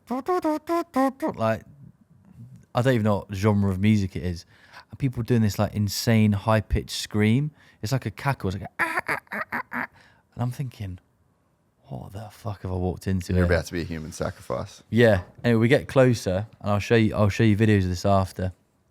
There's just loads of lads just shooting guns in the air, and they're in this like big warehouse thing, and they've got these like big aerosol cans, and they're lighting them, and they're just jumping up and down, doing that cackle, just spraying the fire, and I'm like, oh my days, what is this? I get in, and they're all like, "Why you bring the gringo? Why you bring the?" And you know, there's a bit of a standoff for a thing, and in the end, they sort of agree that I can be there, and it's all a bit weird, and they've all got very similar machine gun tattoo, which must mean something. Basically, it becomes clear pretty quickly I'm probably not with the civilians. And or the police. Or the police. Or the army. Yeah. And I'm looking around, I'm like, okay, I'm just in it now. I'm going to just do my thing. Even if I'm motorbike helmet on my bike. And, you know, obviously can't be condoning what those lads are probably up to. But for that night, I almost treated it like I was on some sort of Louis Theroux documentary mission. I'm just going to be here. Yeah, I'm just going to accept it. I'm here now. And whatever these lot are up to, this is a crazy party. And I went back, got my bike, nothing got nicked. I went home, and I was like, I just definitely spent the night with the cartel. Really? Yeah, 100%. I'll show you the videos. So you went in the car with this guy? No, I was on my own bike. You followed him on the bike? I followed him. He was on his little moped scooter 125 thing. And so at no point you were just like... I did think that my biggest fear was getting bike jacked.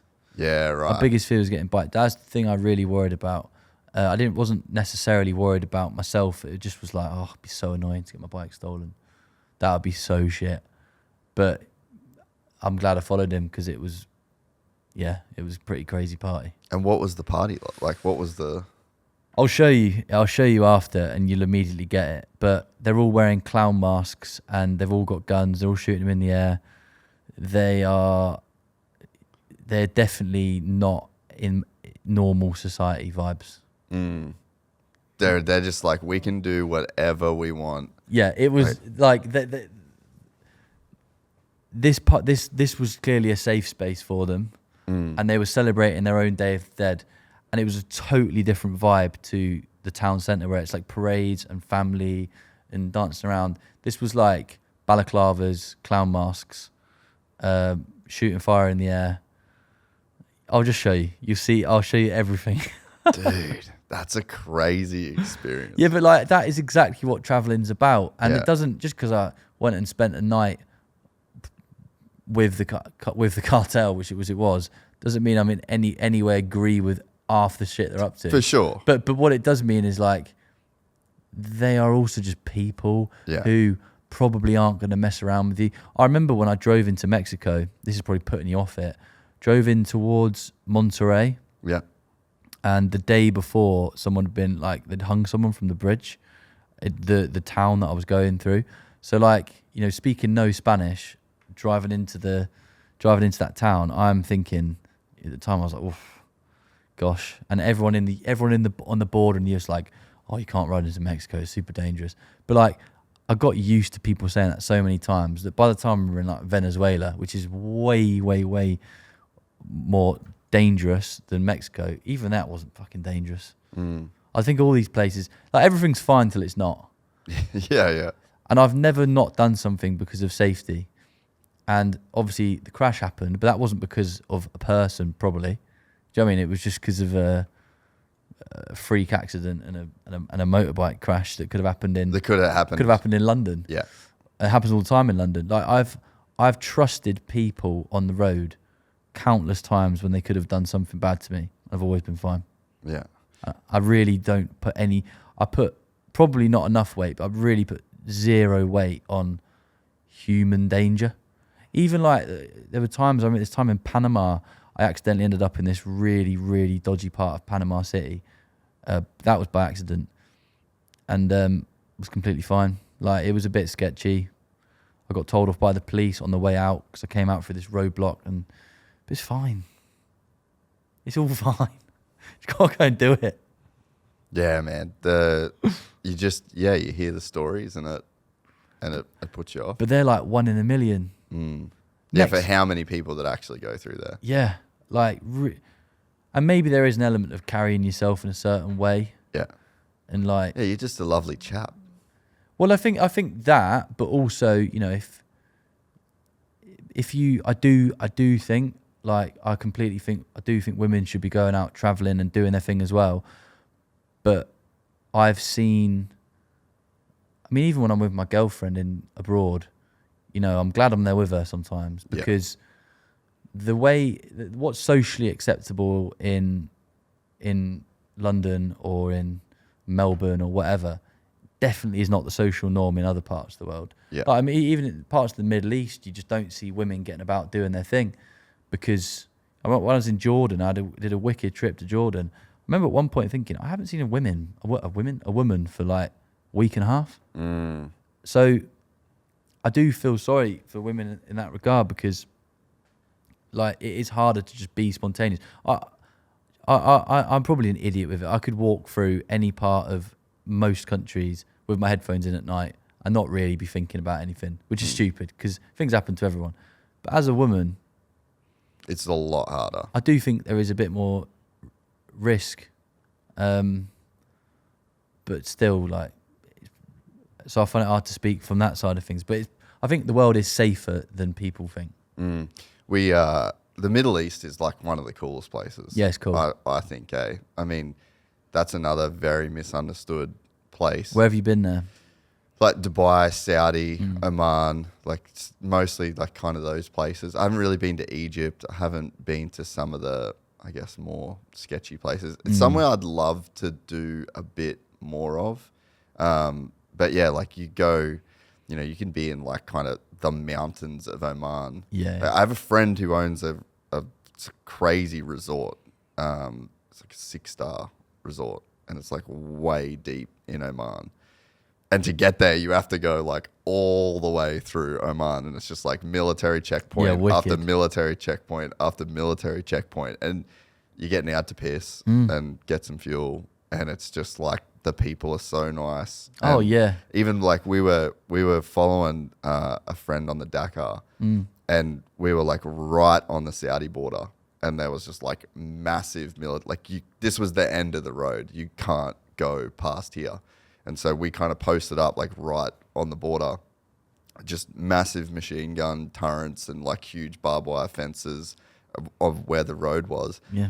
And then the guys start driving out towards me and my brother. We're like, fuck, like it's just us. We're just in this like shitty Land Cruiser. And they just wanted to come and have a chat and we're just like super cool. And we were shitting the whole time. The issue is I've found over the years, the main concern is the local police. I think when you talk about military checkpoints, but like when the local police and the local army and stuff, they're the ones you actually have to be wary of. Even Mexico, definitely. If you get pulled over by a copper in most of Mexico, like 99% of the time, they're just trying to get you. Yeah, you've got to bribe them, yeah. But no, but I refused. I always Really? refused. I also developed another tactic, which I probably shouldn't say in a durable medium, but I will. It was so I was so fed up of fucking corrupt coppers pulling me over. Oh, you crossed over the white line 3 miles ago where we couldn't have even seen you, and you need to pay us $100 or we're going to take your bike away. And I was like, it honestly happens every day because they see, like I say, big motorbike, Gringo, ding, ding, ding, ding. Like, let's get some cash out of this guy. And I think a lot of the time they've always got their guns. They're always a little bit frosty, and people just pay them. Yeah. But like, you know, when you're on your motorbike for as long as I was, you just get used to it. And I was never felt intimidated by the police. And in the end, I decided that the way I would get around it was I made like 20 fake driving licenses. That was the first batch. And I just got 2 bits of card, laminated it. And they don't know what a British license is meant to look like. It looked fucking nothing like one. But the idea, what would always happen every time was they come over, they say, "Can I have your license?" And you give them your license, and they walk off to the car to check it. No, they're not checking anything. And they come back and they go, "All right, you've done this thing. I've made you this slip of paper that says you're being fined this amount of." They've written your reg plate on there so it looks legit and like it's associated to your bike. Yeah. And they come back with it and they go, "Right, you got to pay this amount or whatever." And I would spend I'd spend hours negotiating to the point where I never paid any fine. I was always like, not paying it. And then they just give up. It got to the point where one of the coppers, I think it was in Panama, was like, "Can I have your motorbike jacket? Can I have your motorbike gloves?" And or in Mexico, there was one that would happen quite a lot where they would say like, "I'll just pay for my dinner then. Just pay for my dinner," which meant a smaller bribe. And I was always like, fuck off. So in the end, I was like, I'm just fed up with this shit. So I made a load of fake license. I had my modular helmet. So I'd stop. "Oh, senor, you did some speeding. Where's your speed gun? Where's your proof?" "No, we tracked you." Or "You drove over that line," or whatever it is. They make up some crap excuse. Give me your license. So I just give them one of the fakies, obviously. And in their mind, you can't drive off because they've got your license. Yeah. The moment they get to the car, helmet straight back down. See you later. It only caught up with me once in Panama because the copper called ahead and it was just one road. There's no way to even pull off. And these 2 of them, they blocked the road with 2 cop cars. And I was like, "Oh, I'm actually a bit fucked here." And I pull up and it was actually like the police chief. So the guy that I was then with was more senior than the one that had pulled me over back down the road. So he was, and the other guy comes steaming up in his car and he's, "You ran away from me." And I'm like, oh, this is actually going to end up really badly. But it turns out the police chief had a Suzuki V-Strom.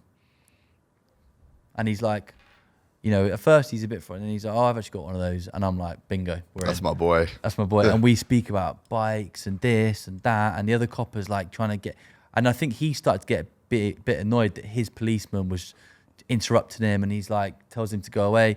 In the end, "Get away, no fine, see you later." Dude, that's unreal. That is unreal. That was the only time it almost caught up with me. So that's another helpful tip that is probably, I'd say it's not legal, but honestly, you have to just do these little sneaky tricks when because the coppers there are so corrupt in some of these countries. Well, they kind of got to be. Yeah. That's what you don't get that in like Asia, for example. Don't get it. It's not the same.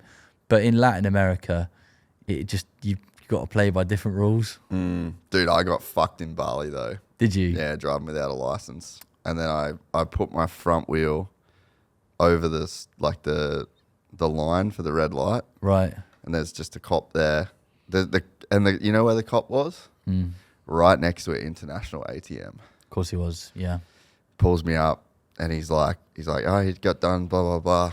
And I'm like, and you know, you did MMA and the thoughts go through your head. Bro, I could fucking rip you apart, right? But you obviously can't. But what was he trying to do you for? Like, just as in how much money? Running the red light, $400 US. But like, what happens if you just say no? I just didn't want to fuck with it. See, that's the thing. I got so used to just saying, one of the first phrases I learned in Spanish at the time. I was just there, basically, with just how to say, get fucked. If you think you're getting anything out of me. Like, you get so... Yeah, you just get desensitized. You get so desensitized to it. And every time you see a cop, you're like, here we go again. And I remember when I did that trip with my girlfriend in Mexico that time, because we were together, and unsurprisingly, she doesn't want to get on a bike with me at the moment. We did that in a car, and we get pulled over a couple of times. She's there like sketched out, pale as a fucking ghost, and like all tensed up. I'm like, ¿Cómo estás? So here we go again. What do you want? You fine? No, not happening. And you always just be like, I know what you're doing. Just don't even try it. Like, cause you can't run away when you're in the car. But with the bike, they ain't catching you in your bike. Ever. They're not going to. They can't. And it's not a legitimate fine. Like, I'd never do that in England. Yeah. It's just like, it's no point. Because they're not pulling you over. If you're getting pulled over in England, you've probably done something. You've done something. Whereas there, it's like they don't even care. They'll just give up and they just target the next one. Yeah, some gringos coming along the road next. Yeah, but there are some mad things that happen to foreigners. I mean, the worst one. Have you ever heard of devil breath? Nah. Yeah, no. The devil breath thing is basically in Medellin. A lot of tourists go there and they get on like Tinder. I have heard about this. Yeah, it's I know someone. Oh, everyone knows someone because it's so common. What happened to them? Did they get? No, you get. I'm not story jacking you. No, story jack. I want to hear what happened to them. Just a jiu-jitsu guy. Yeah. And he went there and just got just got hammered. Like, went out, bunch of girls, the whole thing. Mm-hmm. They obviously give him whatever. Yeah. And just woke up with like a crazy hangover, and all this shit was gone. So I think that they call it, I think it's like scoplamine, like scoplamine. And it's basically this like thing that comes from a tree, and a tiny amount of it will wipe your memory completely, but also make you super compliant to whatever someone asks you to do. So it'll be like, oh, Jase, can you just like log into your banking app and transfer me all of your money and all of your cryptocurrency and da-da-da-da. And you're like, yeah, I'll just do it. It's crazy, man. And you hear so many people that go on a night out in that city. Get on Tinder. Or go on Tinder. Get himself a... Always a girl. It's the main issue with it is it's super potent. So if you have a sort of gram, 1 gram of devil's breath is enough to kill 8 grown men.